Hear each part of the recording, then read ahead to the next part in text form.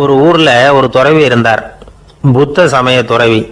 அந்த ஊர் மன்னன் அவரை பத்தி கேள்விப்பட்டிருக்கான். ஒரு நாள் புறப்பட்டு போனான், துறவியின் பாதங்களை தொட்டு வணங்கினான்.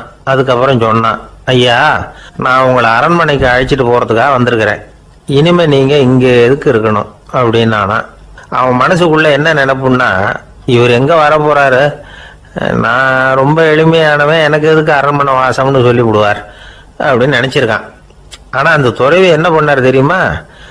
அப்படியா, சரி போகலாம், வா, போய் உன் ரதத்தை கொண்டுட்டு வா, அரண்மனைக்கு போகும்போது அதுக்கு தகுந்த மாதிரி ஆடம்பரமா போகணும் அப்படின்னு விட்டாரான். துறவி இப்படி சொன்னதும் அந்த மன்னனுக்கு மனசுக்குள்ள சந்தேகம் வந்துட்டுது. இவர் உண்மையிலேயே துறவி தானா, ஏமாத்து பேர் வழி மாதிரி தெரியுதே அப்படின்னு நினைச்சிருக்கான். இருந்தாலும் இனிமே என்ன பண்றது, சொல்லியாச்சு. ரதத்தை கொண்டுகிட்டு வந்தான். துறவி ஏறி உக்காந்தார். பக்கத்துல ராஜா. அவர் ரொம்ப உற்சாகமா வரார்.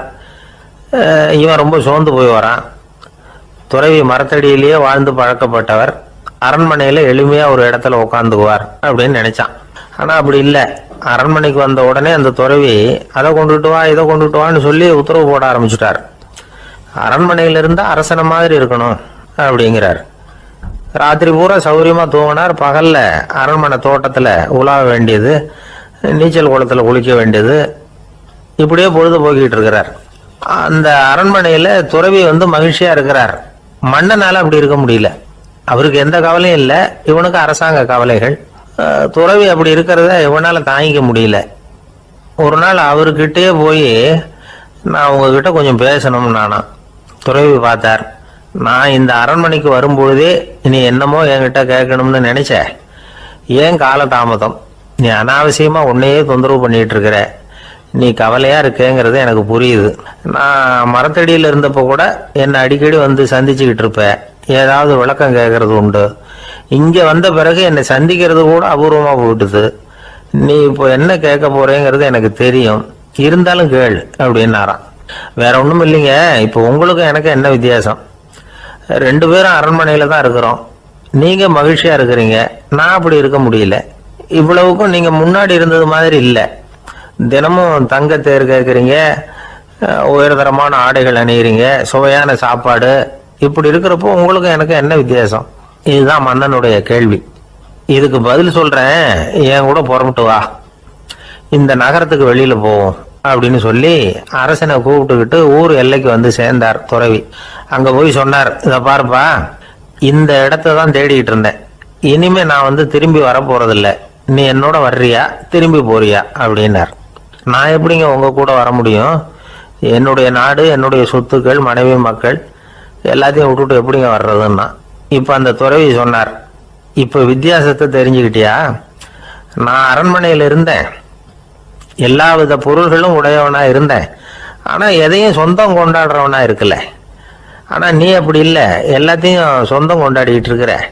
இதுதான் நமக்குள்ள வித்தியாசம் அப்படின்னு சொன்னார். அரண்மனை ஆடைகளை அப்படியே கலைஞர் அரசங்கிட்ட கொடுத்தார். உன்னுடைய ஆடைகளை நீயே வச்சுக்கோன்னார். அவர் பாட்டுக்கு நடந்து போனார், திரும்பியே பார்க்கல. அரசனுக்கு அப்பதான் தன்னுடைய அறியாமை விளங்குச்சான். இதுல இருந்து நாம புரிஞ்சுக்க வேண்டியது என்னன்னா, இந்த உலகத்துல எத்தனையோ பொருள்கள், அதையெல்லாம் முறையா பயன்படுத்தினா மகிழ்ச்சி. அதை விட்டுட்டு அதுக்கெல்லாம் சொந்தம் கொண்டாட ஆரம்பிச்சா கவலை. நம்ம ஆட்கள் சொந்தம் கொண்டாடுற விதமே தனி. ஒரு ஆளு இன்னொருத்தங்கிட்ட ஒரு கொடை கடன் வாங்கியிருந்தான், திருப்பி கொடுக்கல. கொடையை கொடுத்தவன் கேட்டான், என்கிட்ட கடன் வாங்கினிய கொடை, அதை கொஞ்சம் திருப்பி தர்றியான்னா. அது உனக்கு இப்போ அவசரமா தேவைப்படுதா அப்படின்னு கேட்டான் இவன். எனக்கு தேவைப்படல, அந்த கொடையை நான் யாருக்கிட்ட வாங்கியிருந்தேனோ அவனுக்கு இப்போ அது அவசரமா தேவைப்படுது அப்படின்னு அந்த ஆள். ஒரு ரயில் வேகமா போயிட்டு இருக்கு. அது ஒரு ரயில்வே ஸ்டேஷன்ல கொஞ்ச நேரம் நின்னுது. அப்போ அதுல ஒரு ஆள் ஏறினார். தலையில ஒரு மூட்டையை வச்சிருந்தார். மூட்டையை தலையில சுமந்துக்கிட்டே உள்ள வந்தாரு. மூட்டையை தலையில சுமந்துக்கிட்டே ஒரு இடத்துல உட்கார்ந்தார். ரயில் மறுபடியும் புறப்பட்டது. இவர் தன் தலையில இருந்த மூட்டையை கீழே இறக்கி வைக்கணும்ல, வைக்கல, சுமந்துக்கிட்டே வர்றார். எதிரில் உட்கார்ந்துருந்தவர் கேட்டார், ஏங்க ஏன் இப்படியே உட்கார்ந்துருக்கிறீங்க, தலையில மூட்டையை வச்சுக்கிட்டு, மூட்டையை கீழே இறக்கி வைக்கலாமே அப்படின்னார்.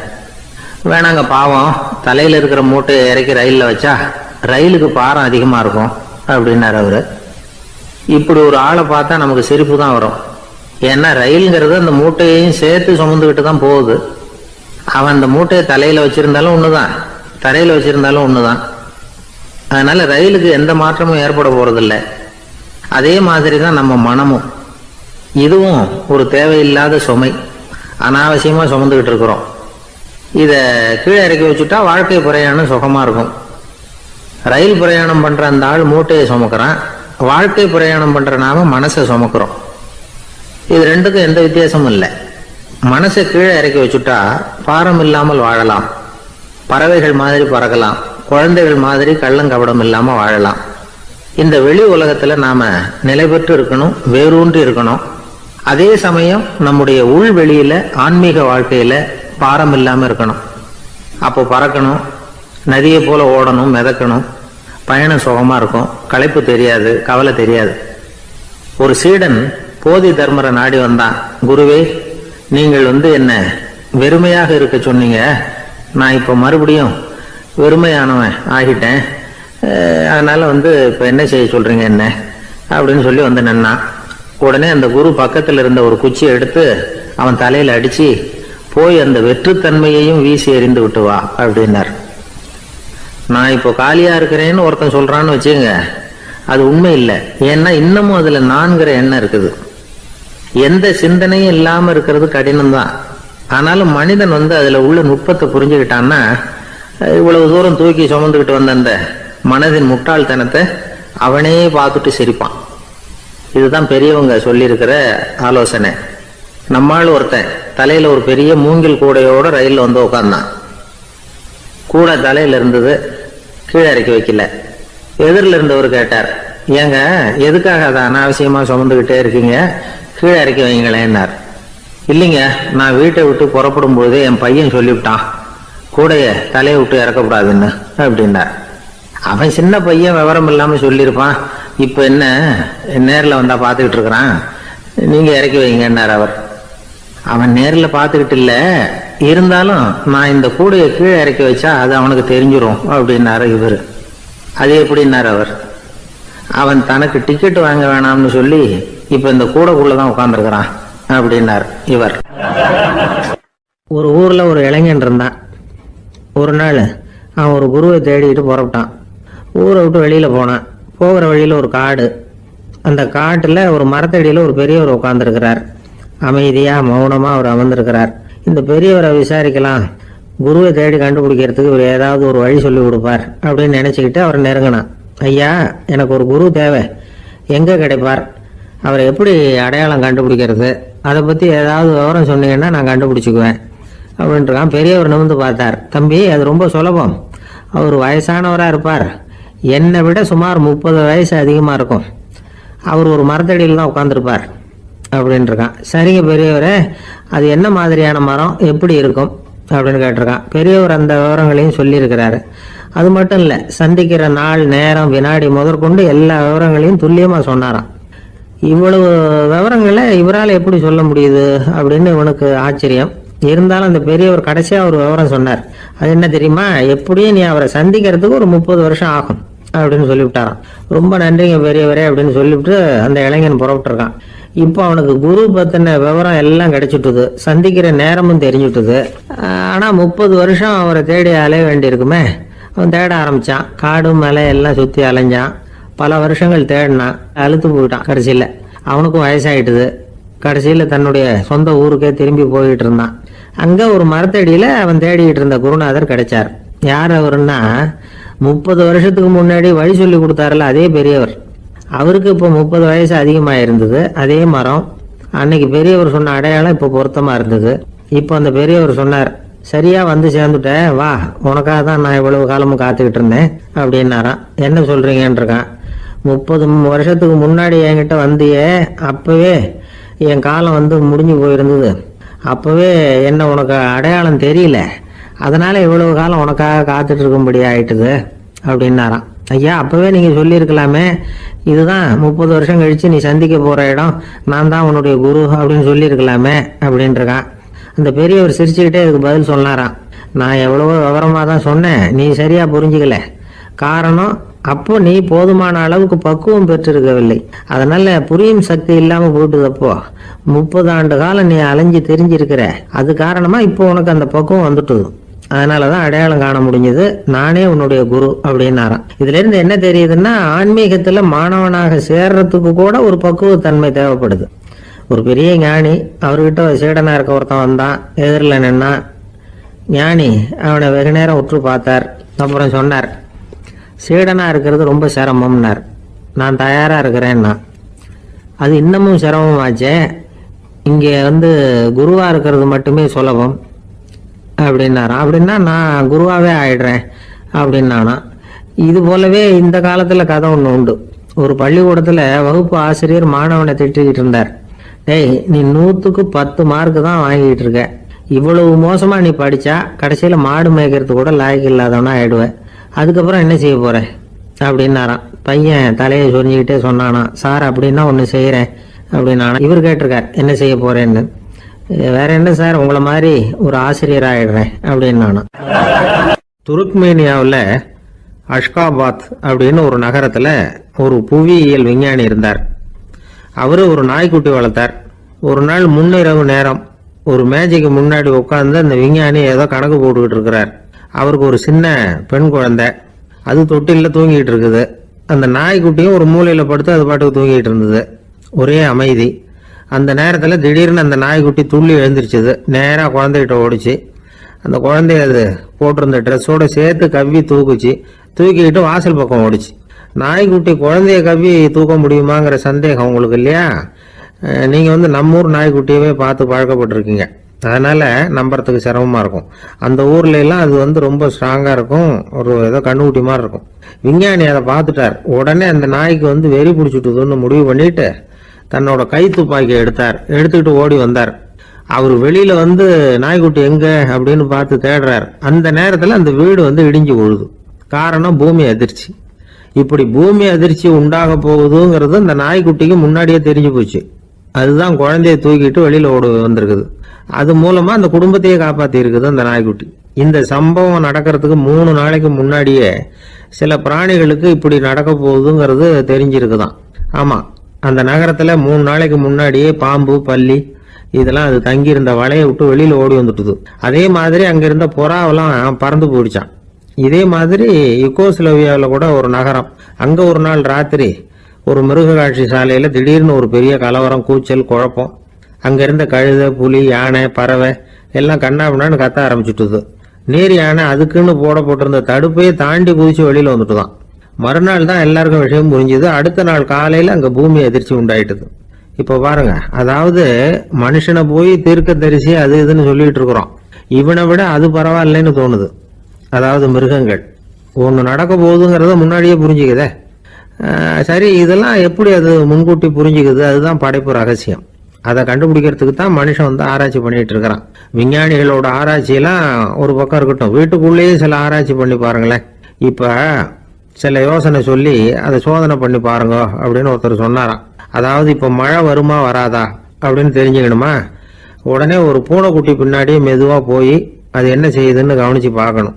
பூனைக்குட்டி தன்னோட பாதத்தினால சுகத்துல அப்படி கீறிக்கிட்டு இருக்கும். அப்படி கீறினா கண்டிப்பா மழை வரும். சில சமயம் பூனைக்குட்டி அப்படி மல்லாந்து படுத்துக்கிட்டு பாதத்தை உயர தூக்கும், அப்படியும் இப்படியும் புரளும். இப்படி செஞ்சதுன்னா அன்னைக்கும் மழை இருக்காது. அதனால முன்னாடி இருந்தது மழை வர்றதுக்கு அறிகுறி, இது மழை இல்லைங்கிறதுக்கு அறிகுறி. பறவைகள், பிராணிகள் இதுகளோட நடவடிக்கைகளை பார்த்துட்டு அதையெல்லாம் அடிப்படையா வச்சுதான் காலநிலையை கண்டுபிடிக்கிற கருவிகளை கண்டுபிடிச்சிருக்கிறாங்க. வாத்து இருக்குல்ல, சில சமயம் தன்னோட அழகை தன்னோட இறகுகள்ல அப்படியே புதைச்சிக்கும். அப்படி செஞ்சா குளிர்காலம் வரப்போகுதுன்னு அர்த்தம். பருவநிலை குளிரா மாறப்போகுதுங்கிறதுக்கு இதுதான் அறிகுறி. சிட்டுக்குருவி இருக்குதுல்ல, அதெல்லாம் புழுதியில உழுந்து புரளும், சிறகுகளை படபடன்னு அடிச்சுக்கும். அப்படி செஞ்சா மழை வரப்போகுதுன்னு அர்த்தம். ஒண்ணு மட்டும் நாம நல்லா தெரிஞ்சுக்கணும், இயற்கையின் சீற்றம்னு சொல்றோம் இல்லையா, இயற்கை ஏன் நம்ம மேல கோவப்படுது? இயற்கையை நாம அனுசரிச்சு போறதில்ல, அதனால கோவப்படுது. காடுகளை அழிக்கப்படாது, விலங்குகளை கொல்லப்படாது, இயற்கை ஏற்படுத்தி வச்சிருக்கிற சமநிலையை கெடுக்கப்படாது. அதை புரிஞ்சுக்கிட்டு வாழ்ந்தோம்னா பூமியும் நடுங்காது, நாமளும் நடுங்க வேண்டிய அவசியம் இருக்காது. ஒருத்தர் இருந்தார், சாராய கடைக்கு போனாராம், நிறைய சாப்பிட்டார். அப்புறம் சொன்னார், இது ரொம்ப அற்புதமான சரக்கு போல இருக்கு. உள்ள போன உடனே இந்த பூமியே நடுங்கிறது மாதிரி இருக்கு எனக்கு அப்படின்னாராம். இதுக்கு கடைக்காரர் சொல்லியிருக்கார், நீங்க சாப்பிட்டது வெறும் பச்சை தண்ணி தாங்க, இப்ப ஏற்பட்டிருக்கிறது நிஜம் பூமி அதிர்ச்சி அப்படின்னாராம். ஒருத்தர் ரொம்ப அவசரமா போயிட்டு இருந்தார். எங்க சார் போறீங்கன்னு கேட்டோம். எனக்கு வேண்டியப்பட்ட ஒருத்தருக்கு குழந்தை பிறந்திருக்கிறதாக செய்தி வந்திருக்கு, அதுதான் ஆஸ்பத்திரிக்கு போயிட்டு இருக்கேன், பார்த்துட்டு வரலாம்னு அப்படின்னார். அப்படின்னா கொஞ்சம் இப்படி உட்காருங்க அப்படின்னோம். சில விவரம்லாம் சொல்றேன் கேட்டுட்டு போங்க அப்படின்னோம். உட்காந்தார். அப்புறம் சொல்ல ஆரம்பிச்சோம். புதுசா பிறந்திருக்கிற ஒரு குழந்தைய பார்க்க போறதுன்னா அது சாதாரண விஷயம் இல்லை, அதுல ரொம்பவும் கவனமா நடந்துக்கணும். புது குழந்தைக்கு நோய் சுலபமா தொற்றும், முக்கியமா காற்று மூலமா பரவுற நோய்கள் சுலபமா வந்துடும். அதனால நமக்கு உடம்பு சரியில்லைன்னா குழந்தைய விட்டு கொஞ்சம் தள்ளியே இருக்கிறது தான் நல்லது. பெரியவங்களை பொறுத்த வரைக்கும் சாதாரணமா உள்ள ஒரு கிருமி கூட குழந்தைய பொறுத்த வரைக்கும் ரொம்ப மோசமான ஒரு கிருமியா இருக்கும். சில வெளிநாடுகள் எப்படி தெரியுமா, பிறந்த குழந்தை தூங்கிட்டு இருக்கிற ஒரு ரூமுக்கு போகணும்னா போறவங்க முகமூடி போட்டுக்கணும், காலணிகளை மாத்திக்கணும், அவ்வளவு சுத்தமா உள்ள போய் பார்த்துட்டு வரணும். பொதுவா சில ஆஸ்பத்திரிகள்ல பாத்தீங்கன்னா பார்வையாளர்கள் நேரத்துல விசிட்டிங் ஹவர்ஸ் தாயை விட்டு குழந்தைய தனியா பிரிச்சு வச்சிருவாங்க. எதுக்குன்னு நினைக்கிறீங்க? அந்த நேரம் பல பேர் வருவாங்க போவாங்க, அவங்க கை கால் சுத்தமா இருக்காது, சுத்தம் இல்லாத கைகள் மூலமா கிருமிகள் பரவும். சுத்தம் இல்லாத கைன்னா மண்ணு தூசி படிஞ்சிருக்கிற கை மட்டும் தான் அர்த்தம் இல்லை. சாலையில கையை வீசிக்கிட்டு நடந்து வர்றீங்க, குழந்தைய பொறுத்த வரைக்கும் அது கூட சுத்தம் இல்லாத கை தான். தாயை தவிர மற்றவங்க குழந்தைய தூக்காம பாத்துக்கிறது நல்லது. தாய் கூட அளவோட கொஞ்சிறதோட நிறுத்திக்கணும். புதுசா ஒரு குழந்தைய பெற்றிருக்கிற பொண்ணுகிட்ட மற்ற தாய்மார்கள் ஏதாவது சொல்லிக்கிட்டே இருப்பாங்க. குழந்தைய அப்படி வளர்க்கணும் இப்படி வளர்க்கணும் அப்படின்னு ஏதாவது அட்வைஸ் பண்ணிக்கிட்டே இருப்பாங்க. இப்படி ஓவரா அறிவுரை பண்றது அந்த பொண்ணை குழப்பி விட்டுரும். அதனால அப்படிலாம் பண்ணக்கூடாது. அந்த பெண்ணே ஏதாவது கேட்டா கூட டாக்டர் சொல்ல வேண்டிய விவரங்களை எல்லாம் நாமே சொல்லிட்டு இருக்கக்கூடாது. புதுசா பிறந்திருக்கிற குழந்தைய மட்டும்தான் இப்படி பார்க்கணும்னு இல்லை, ஒரு நோயாளி குழந்தைய பார்க்க போறதுன்னா கூட ரொம்ப எச்சரிக்கையாக தான் நடந்துக்கணும். ஒரு தின்பண்டமோ விளையாட்டு சாமானோ அந்த குழந்தைக்கு நாம் வாங்கிட்டு போறதா வச்சுக்குவோம், அதை நேராக கொண்டுகிட்டு போய் அந்த குழந்தைகிட்டே கொடுக்கக்கூடாது. அதோட அப்பா அம்மா கிட்ட ரகசியமா கொடுக்கலாம். அவங்க முடிவு பண்ணட்டும் குழந்தைகிட்ட அதை கொடுக்கலாமா வேண்டாமாங்கிறத. அவங்களுக்கு தான் தெரியும் அதோட மனசும் உடம்பும். உங்க அக்கறையை காட்டுறதா நினைச்சுக்கிட்டு குழந்தை வாயில எதையும் கொண்டுட்டு போய் போடாதீங்க. போறப்போ உங்க வீட்டு குழந்தையும் அழைச்சிட்டு போகாதீங்க. இது நோயை வாங்கிட்டு வந்துடும், அல்லது புதுசா ஒரு நோயை அதுகிட்ட கொடுத்துட்டு வந்துடும். என்னதான் உங்களுக்கு பழக்கமான குழந்தையா இருந்தா கூட அதுக்கு விருப்பம் இல்லைன்னா பேசக்கூடாது. அங்க போய் அவங்க பள்ளிக்கூடத்தை ஞாபகப்படுத்திட்டு இருக்கக்கூடாது. நோயில இருக்கிறப்ப ஸ்கூலை பத்தி பேச அது விரும்பாது. ஆஸ்பத்திரியை விட்டு வெளியில புறப்படுறப்போ குழந்தைகிட்ட சொல்லணும்னு அவசியம் இல்லை, அதோட அப்பா அம்மா கிட்ட சொல்லிவிட்டு புறப்பட்டா போதும், குழந்தை கோபிச்சுக்காது. சமூக சம்பிரதாயத்தை பத்தி அது கவலைப்படுறதில்லை. இப்படி எல்லா விவரமும் நம்ம எதிரில் உட்காந்துருந்தவங்க கிட்ட சொல்லி முடிச்சோம். ரொம்ப நன்றி சார் அப்படின்னு சொல்லிவிட்டு அவர் புறப்பட்டார். குழந்தைங்க கொஞ்சம் வளர்ற வரைக்கும் தான் நாம எச்சரிக்கையா இருக்கணும்னு இல்லை, வளர்ந்த பிறகு இன்னும் எச்சரிக்கையா இருக்கணும். ஒரு பையன் பள்ளிக்கூடத்துலேருந்து திரும்பி வீட்டுக்கு வந்தான், முகம் பூரா நகத்தால கீறி இருந்தது. அப்பா பார்த்து பயந்துட்டார். யாருடா உன்னை இப்படி பண்ணது அப்படின்னாரு. என் கூட படிக்கிற இன்னொரு பையன், நாளைக்கு உன் கூட பள்ளிக்கூடத்துக்கு வர்றேன், நீ எனக்கு அவனை அடையாளம் காட்ட முடியுமான்னார். அது ரொம்ப சுலபம் நான் பையன். எப்படின்னார் அப்பா. அவன் காதுல ஒன்ன கையோடு எடுத்துட்டு வந்திருக்கிறேன், இதோ என் பையில தான் வச்சிருக்கேன் அப்படிங்கிறான் அந்த பையன். ஒரு பல்கலைக்கழகம், அங்க ஒரு இலக்கிய பேராசிரியர், அவர் பாடம் நடத்திக்கிட்டு இருந்தார். ராபர்ட் பிரவுனிங் எழுதிய கவிதைகளை பத்தி சொல்லிட்டு இருக்கிறார். மாணவர்களும் ரொம்ப அக்கறையா அதை கேட்டுக்கிட்டு இருக்கிறாங்க. ஒரு குறிப்பிட்ட கவிதையை பத்தி சொல்லும் பொழுது அந்த பேராசிரியருக்கே ஒரு சந்தேகம், அதாவது அந்த கவிதையின் சரியான அர்த்தம் என்னங்கிறதுல சந்தேகம். பேராசிரியர் யோசனை பண்ணார், அந்த கவிதையை முழுசா புரிஞ்சுக்க முடியல. அதனால மாணவர்களை பார்த்து சொன்னார், மாணவர்களே ஒரு நாள் பொறுத்துங்க, இந்த கவிதையை எழுதின கவிஞர் எங்க வீட்டுக்கு பக்கத்துல தான் இருக்கிறார். இன்னைக்கு சாயந்தரம் நான் அவரை நேரிலேயே போய் பாக்குறேன், பார்த்து இதுக்கு என்னங்க அர்த்தம்னு கேட்டுட்டு வந்துடுறேன், அதுக்கப்புறம் உங்ககிட்ட சொல்றேன் அப்படின்னாராம். அன்னைக்கு சாயந்தரமே அந்த பேராசிரியர் கவிஞரை தேடிட்டு போயிட்டார். கவிஞர் அவங்க வீட்டுல அவர் பாட்டு உட்காந்துருந்தாராம். இவர் போய் அவர் முன்னாடி உட்கார்ந்தார். அப்புறம் கேட்டார், ஐயா அந்த கவிதையின் முழு பொருள் என்னன்னு தெரிஞ்சுட்டு போறதுக்காக வந்திருக்கிறேன் அப்படின்னாராம். எந்த கவிதை அப்படின்னாராம் அவரு. இவர் அந்த கவிதையை சொல்லியிருக்கார். கவிஞர் கொஞ்சம் யோசனை பண்ணிவிட்டு அப்புறம் சொன்னாராம், பேராசிரியரே நீங்க கொஞ்சம் தாமதமா வந்துட்டீங்கன்னாராம். இவருக்கு ஒன்றும் புரியல. நீங்க என்ன சொல்றீங்க? நான் தாமதமா வந்துட்டேன்னா? நீங்க தான் உயிரோட இருக்கிறீங்களே, அப்படி இருக்கும்போது நான் தாமதமா வந்துட்டேன்னா அது எப்படி அப்படின்னு இவர் குழம்பி இருக்கிறார். இப்ப கவிஞர் சொன்னாராம், ஐயா நான் உயிரோட இருக்கிறேன்னா இல்லையாங்கிறது முக்கியம் இல்லை, நான் அந்த கவிதை வரிகளை எழுதினப்போ 2 பேருக்கு அதோட அர்த்தம் தெரிஞ்சிருந்தது, இப்போ ஒரே ஒருத்தருக்கு தான் அதோட அர்த்தம் தெரியும் அப்படின்னாராம். பேராசிரியர் யோசனை பண்ணியிருக்கார். அப்படின்னா அந்த ஒருத்தர் கவிஞர் ராபர்ட் பிரவுனிங்கை தவிர வேற யாரா இருக்க முடியும்? இவர் தான் அப்படிங்கிறத அவர் மனசுல நினைச்சுக்கிட்டார். அதனால சொன்னார், ஐயா நான் தாமதமா வரல, அந்த கவிதையின் பொருள் என்ன அது சொல்லுங்கன்னார். பேராசிரியரே, நான் சொல்றது உங்களுக்கு புரியலன்னு நினைக்கிறேன். நான் இந்த வரிகளை எழுதினப்போ 2 பேருக்கு அதோட அர்த்தம் தெரிஞ்சிருந்தது. அந்த 2 பேர் யாருன்னா, ஒருத்தர் ராபர்ட் பிரவுனிங், அதாவது நான், இன்னொருத்தர் கடவுள். இப்போ அது கடவுளுக்கு மட்டும்தான் தெரியும். நானே இதை பத்தி பல தடவை யோசனை பண்ணி பார்த்தேன். இது ரொம்ப அழகானது, ஆனாலும் ரொம்ப வழுக்கலானது. அதை பிடிச்சிட்டோம்னு நினைச்சிட்டு இருக்கும் பொழுதே காத்து மாதிரி அது உங்ககிட்ட இருந்து ஓடி போயிடுது. எனக்கு ரொம்ப வருத்தமா தான் இருக்குது. நிச்சயமா நான் தான் இந்த வரிகளை எழுதியிருக்கிறேன், அதுல அர்த்தம் இருக்குங்கிறது எனக்கு தெரியும், அதை நான் உணர்றேன். ஆனா நீங்க என்ன மன்னிக்கணும், எனக்கே கூட அதை என்னால விளக்க முடியல. அப்படி இருக்கும்போது உங்களுக்கு எப்படி அதை நான் விளக்க முடியும் அப்படின்னு அந்த கவிஞர். அனுபவிக்கப்படக்கூடிய எல்லாமே விளக்கப்படக்கூடிய ஒன்றல்ல, விளக்கப்படும் எல்லாமே அனுபவிக்கப்படக்கூடிய ஒன்றல்ல அப்படிங்கிறது ஞானிகளுடைய கருத்து. அதுக்காக தான் அந்த சம்பவம். வாழ்க்கையில நீங்கள் தொடர்ந்து ஆய்வு செய்து கொண்டே இருக்கக்கூடிய விளக்கங்களை ஒருபோதும் அடைய முடியாத பரிமாணங்கள் இருக்கிறதுனாலதான் அது அலுப்பு தட்டாம இருக்குது. உங்களால நிறைய அனுபவிக்க முடியும், இருந்தாலும் நீங்கள் அனுபவித்து அறிந்த விஷயங்கள் கூட வார்த்தைகளால விளக்கப்பட முடிவதில்லை அப்படிங்கிறது பெரியோர் சிந்தனை. இதெல்லாம் ஒரு பக்கம் இருக்கட்டும். நமக்கு தெரிஞ்ச பேராசிரியர் ஒருத்தர் 1 மணி நேரம் ரொம்ப விவரமா வகுப்பு எடுத்தார். கடைசியா சொன்னார், மாணவர்களே ரொம்பவும் எளிமையா விளக்கமா எல்லா விவரமும் சொல்லியிருக்கிறேன், அதனால இதுல உங்களுக்கு சந்தேகம் வர்றதுக்கு வாய்ப்பே இல்லை, இருந்தாலும் கேட்க வேண்டிய கடமை கேட்கிறேன். இது வரைக்கும் நடத்தினதுல யாருக்காவது ஏதாவது சந்தேகம் உண்டா அப்படின்னு கேட்டாராம். எனக்கு ஒரே ஒரு சந்தேகம் தான் சார் அப்படின்னு எழுந்திரிச்சு நிக்கிறான் ஒருத்தன். என்னன்னு கேட்டாராம். இது வரைக்கும் நீங்க என்ன பாடம் சார் நடத்துனீங்க அப்படின்னானா அவன்.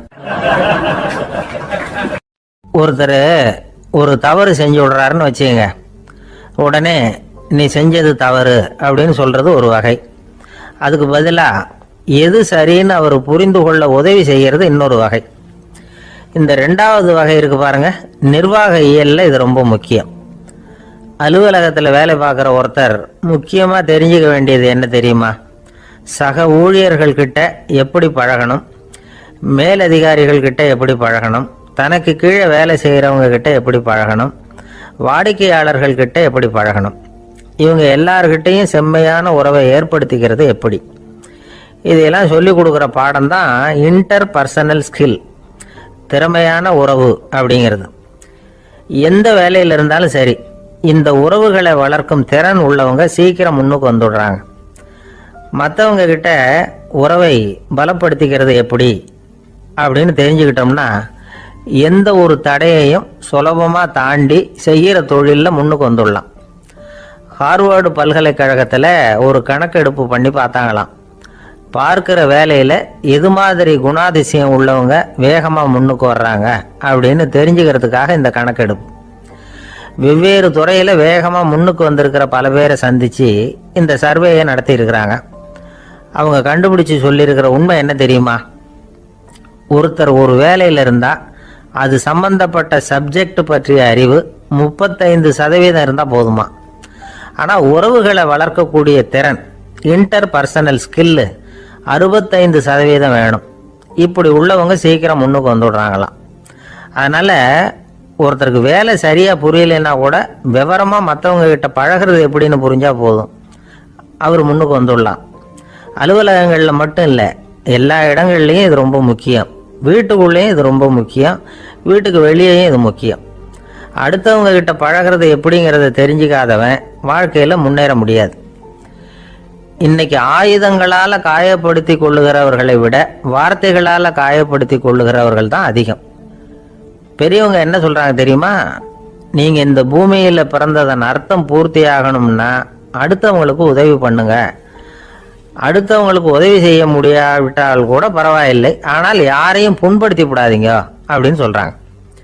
எனக்கு தெரிஞ்ச ஒருத்தர் ஒரு அலுவலகத்தில் வேலை பார்க்குறார். அவர் சொல்லுவார், எனக்கு இந்த இன்டர் பர்சனல் ஸ்கில் ரொம்ப அதிகம் சார். சக ஊழியர்கள்கிட்ட ரொம்ப சுமூகமாக நடந்துக்குவேன். என் கூட வேலை பார்க்குற ஒருத்தருக்கு ஏதாவது ஒரு கஷ்டம்னா அந்த சமயத்தில் அவர் செய்ய வேண்டிய வேலையை நான் செஞ்சிருவேன் சார் அப்படிம்பார். நான் அவர்கிட்ட சமீபத்தில் அப்படி ஏதாவது செஞ்சுருக்கீங்களா அப்படின்னு கேட்டேன். செஞ்சுருக்கேன் சார். போன வாரம் புதன்கிழமை ஆஃபீஸில் என் பக்கத்து சீட்டுக்காரருக்கு வயிற்று வலி. உடனே நான் மெடிக்கல் லீவ் போட்டுட்டு எங்கள் வீட்டுக்கு போயிட்டேன் சார் அப்படின்னார். நம்மளை மாதிரி ஒரு ஆசாமி அவன் நம்மளை மாதிரியே கற்பனை பண்ணான்.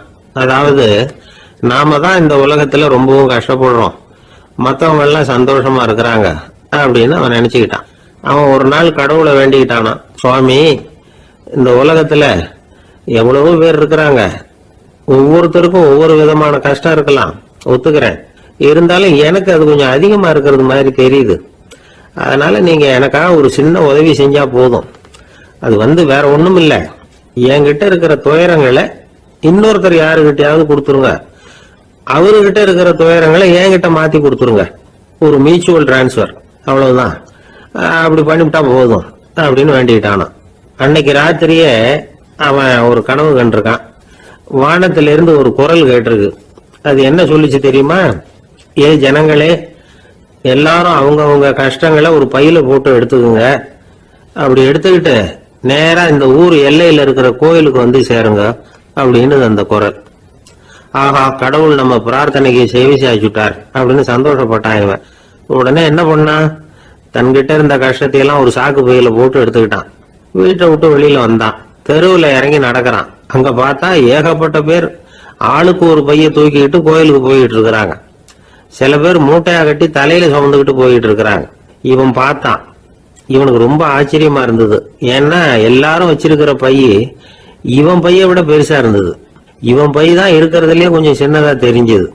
இப்ப அவன் மறுபடியும் சாமியை வேண்டிக்கிட்டான். கடவுளே, இப்ப உள்ள சூழ்நிலையை கவனிச்சா என்கிட்ட இருக்கிற பைய பரவாயில்லன்னு தோணுது. அதனால வேற பை எதையும் மாத்த வேணாம், இதுவே பரவாயில்ல, இந்த பையோட திரும்பி வீட்டுக்கு போனா போதும்னு நினைக்கிறேன் அப்படின்னு எதோ நினைக்க ஆரம்பிச்சுட்டான் அவன். எல்லாரும் கோயிலுக்கு போய் சேர்ந்தாங்க. கோயில்ல அந்த குரல் மறுபடியும் கேட்டுது. எல்லாரும் அவங்கவுங்க பைகளை சோகத்துல தொங்க விடுங்க, திடீர்னு விளக்குகள் அணையும், மணி அடிக்கப்படும், அதுதான் அடையாளம். அந்த சமயத்துல இருட்டுல உங்களுக்கு வேண்டிய பைய நீங்க மாத்தி எடுத்துக்கலாம், தேர்ந்தெடுத்துக்கலாம். வெளிச்சம் இருக்கிறப்பவே உங்களுக்கு பிடிச்ச பைக்கு பக்கமா பார்த்து நீங்க நின்னுக்கலாம் அப்படின்னு சொல்லி விவரம் சொல்லிச்சான் அந்த குரல். அப்படி சொன்னதுக்கு அப்புறம் திடீர்னு விளக்கு அணைஞ்சுது, மணி அடிச்சுது. கொஞ்ச நேரம் கழிச்சு மறுபடியும் விளக்குகள்லாம் எரிஞ்சுது. இப்போ பார்த்தா எல்லாரும் அவங்கவுங்க பையே கெட்டியா பிடிச்சிட்டு நிக்கிறாங்க. இவனும் அப்படியே நிக்கிறான். இவன் மெதுவா பக்கத்துல நிக்கிறவங்க கிட்ட கேட்டானா, ஏன் நீங்க பைய கையிலேயே வச்சிருக்கிறீங்க, செவுத்துல மாட்டலையா அப்படின்னு கேட்டிருக்கான்.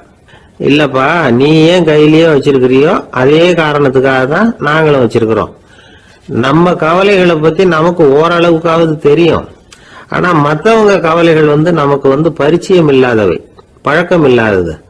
அதனால நமக்கு தெரிஞ்ச கவலைகளை சமாளிக்கிறது சுலபம். தெரியாததை சமாளிக்கணும்னா மறுபடியும் ஆரம்பத்துல இருந்து ஆரம்பிக்கணும். அதனால பழைய நண்பர்களோட வாழறது தான் மேல் அப்படின்னு ஆனான். அதுக்கப்புறம் அவன் தன்னோட பையே போதும்னு வீட்டுக்கு திரும்பி வந்துட்டானான். இது ஒரு பெரியவர் சொல்லி இருக்கிற கதை. அதனால நம்ம கிட்ட இருக்கிற கஷ்டங்கள் தான் பெருசு, அதை இன்னொருத்தங்கிட்ட கொடுத்துட்டு மாத்திக்கலாம் அப்படின்னு நினைக்கிறது தப்பு. இதே மாதிரி இன்னொரு சம்பவம். ஒரு ஊர்ல ஒரு நாள் ராத்திரி ஆகாயத்தில இருந்து கடவுள் குரல் கேக்குது. இந்த ஊர்ல இருக்கிற ஜனங்கள்லாம் கொஞ்சம் கவனிங்க, உங்களுக்கு ஒரு செய்தி. அதாவது இங்க இருக்கிற ஜனங்கள்லயே கொஞ்சம் கூட கவலையே இல்லாத ஆள் யாருன்னு எனக்கு தெரியணும். அதனால எல்லாரும் அவங்க கவலைகளை ஒரு பையில போட்டு எடுத்துக்கிட்டு கோயிலுக்கு வாங்க அப்படின்னாரு கடவுள். உடனே வரிசையா எல்லாரும் வர ஆரம்பிச்சாங்க. எல்லார் கையிலயும் பை இருந்தது, சின்னதும் பெருசுமா. கவலையே இல்லாத ஆள் யாருன்னு தேடினார் கடவுள். ஒரே ஒரு ஆள் மட்டும் கையில எதுவும் இல்லாம வெறும் கையை வீசிக்கிட்டு ரொம்ப ஜாலியா நடந்து வந்துகிட்டு இருந்தான். கடவுள் அவங்க கிட்ட போனார். ஏப்பா, உனக்கு கவலையே இல்லையா அப்படின்னு கேட்டார். எனக்கும் சில கவலைகள்லாம் உண்டு அப்படின்னு அவன். எங்க அதெல்லாம்னு கேட்டிருக்காரு கடவுள். பின்னாடி லாரியில வந்துகிட்டு இருக்கு அப்படின்னு அவன். ஒரு சராசரி மனிதனுடைய இயல்பு என்ன? இன்பம் வந்தா துள்ளி குதிப்பான், துன்பம் வந்தா சோர்ந்து போய் ஒரு மூலையில உட்காந்துருவான். இவன் தான் சராசரி மனிதன். ஆனா ஒருத்தன் இன்பம் வந்தா அதுக்காக மகிழ்ச்சி அடையறதில்ல, துன்பம் வந்தா அதுக்காக சோர்ந்து போறதில்ல அப்படின்னு வச்சுக்கோங்க. அப்படி இருந்தா அவன் சாதாரண ஆள் கிடையாது. ஒரு ஊர்ல ஒரு ஞானி இருந்தார். அவரை தேடிட்டு ஒரு பெரியவர் வந்தார். ஐயா, ஞானத்துல சிறந்த ஞானம் எது அப்படின்னு கேட்டாராம். இதுக்கு அந்த ஞானி என்ன பதில் சொன்னார் தெரியுமா? இன்பத்தினால மகிழ்ச்சி அடையாமலும் துன்பத்தினால சோர்வு அடையாமலும் இருக்கிறது தான் அந்த ஞானம், பெரிய ஞானம் அப்படின்னாராம். சரி சுவாமி, அப்படிப்பட்ட ஞானம் உங்களுக்கு எப்படி வந்ததுன்னு கேட்டிருக்காரு இவர். அதை நான் ஒரு கழுதைகிட்ட இருந்து கற்றுக்கிட்டேன் அப்படின்னாராம் அவர். இவருக்கு ஒன்றும் புரியல, ஒரு மாதிரியாக முழிச்சிருக்கிறார். இதை அவர் புரிஞ்சுக்கிட்டார். நீங்கள் நாளைக்கு காலையில் நம்முடைய ஆசிரமத்துக்கு வாங்க, புரிய வைக்கிறேன்னாராம். சரின்னு அவர் போயிட்டார். மறுநாள் காலையில் ஆசிரமத்துக்கு வந்து சேர்ந்தார். ஞானி அவரை கூப்பிட்டு உட்கார வச்சார். வாங்க, வந்து இப்படி உட்காருங்க, கொஞ்ச நேரத்தில் இந்த வழியாக ஒரு கழுதை போகும், அதை கவனித்து பாருங்கன்னாராம். இவருக்கு இன்னமும் ஒன்றும் புரியாமல் போச்சு, ஒரே குழப்பம். இருந்தாலும் அந்த ஞானி சொன்னது மாதிரியே உட்காந்துருக்கிறார். கொஞ்ச நேரத்தில் இந்த வழியாக ஒரு கழுதை போச்சு. அது முதுக நிறைய அழுக்கு மூட்டைகள், அதை சுமந்துக்கிட்டு போகுது. ஒரு சலவை தொழிலாளி அதை ஓட்டிகிட்டு போகிறார். கொஞ்சம் தூரத்தில் ஒரு ஆறு இருக்குது. அங்கே போய் துணியெல்லாம் சுத்தப்படுத்திக்கிட்டு சாயந்தரமாக திரும்பி இந்த வழியாக வருவாங்க. ஞானி சொன்னது மாதிரியே இந்த பெரியவர் அழுக்கு மூட்டையை சுமந்துக்கிட்டு போகிற அந்த கழுதையை கவனித்தார். கழுதை போயிட்டது. அதுக்கப்புறம் ஞானியை திரும்பி பார்த்தார். இப்போ அந்த ஞானி சொன்னார், சாயந்தரம் வரைக்கும் நீங்கள் இங்கேயே இருக்கணும்னார். அதே மாதிரி இவர் இருந்தார். சாயந்தரமாக அந்த ஞானி சொன்னார், ஐயா, இப்போ கொஞ்ச நேரத்தில் அந்த கழுதை இந்த வழியாக திரும்பி வரும், அதையும் கவனித்து பாருங்கன்னார். இவரும் கவனித்து பார்க்குறார். கழுதை வந்தது. அது முதுகில் சலவை செய்யப்பட்ட துணி மூட்டை, அது பாட்டுக்கு சுமந்துக்கிட்டு போய்கிட்டு இருக்குது. பெரியவருக்கு ஒன்றும் புரியல, பொறுமை இழந்துட்டார். சரி சுவாமி, இந்த கழுதைக்கும் உங்கள் ஞானத்துக்கும் என்ன சம்பந்தம் அப்படின்னார். இப்போ அந்த ஞானி விளக்கினார். ஐயா, இந்த கழுதை இதே மாதிரி தினமும் காலையில் அழுக்கு மூட்டைகளை சுமந்துக்கிட்டு ஆற்றுக்கு போகுது, மாலையில் வெண்மையான சுத்தமான துணிகளை சுமந்துக்கிட்டு திரும்பி ஊருக்கு போகுது.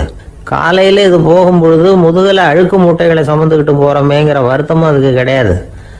சாயந்தரம் திரும்பி வரும்பொழுது சுத்தமான துணிகளை சுமந்துக்கிட்டு வர்றோமேங்கிற மகிழ்ச்சியும் அதுக்கு இல்லை. இதை பார்த்து தான் நான் அது மாதிரி ஞானத்தை கற்றுக்கிட்டேன் அப்படின்னாராம்.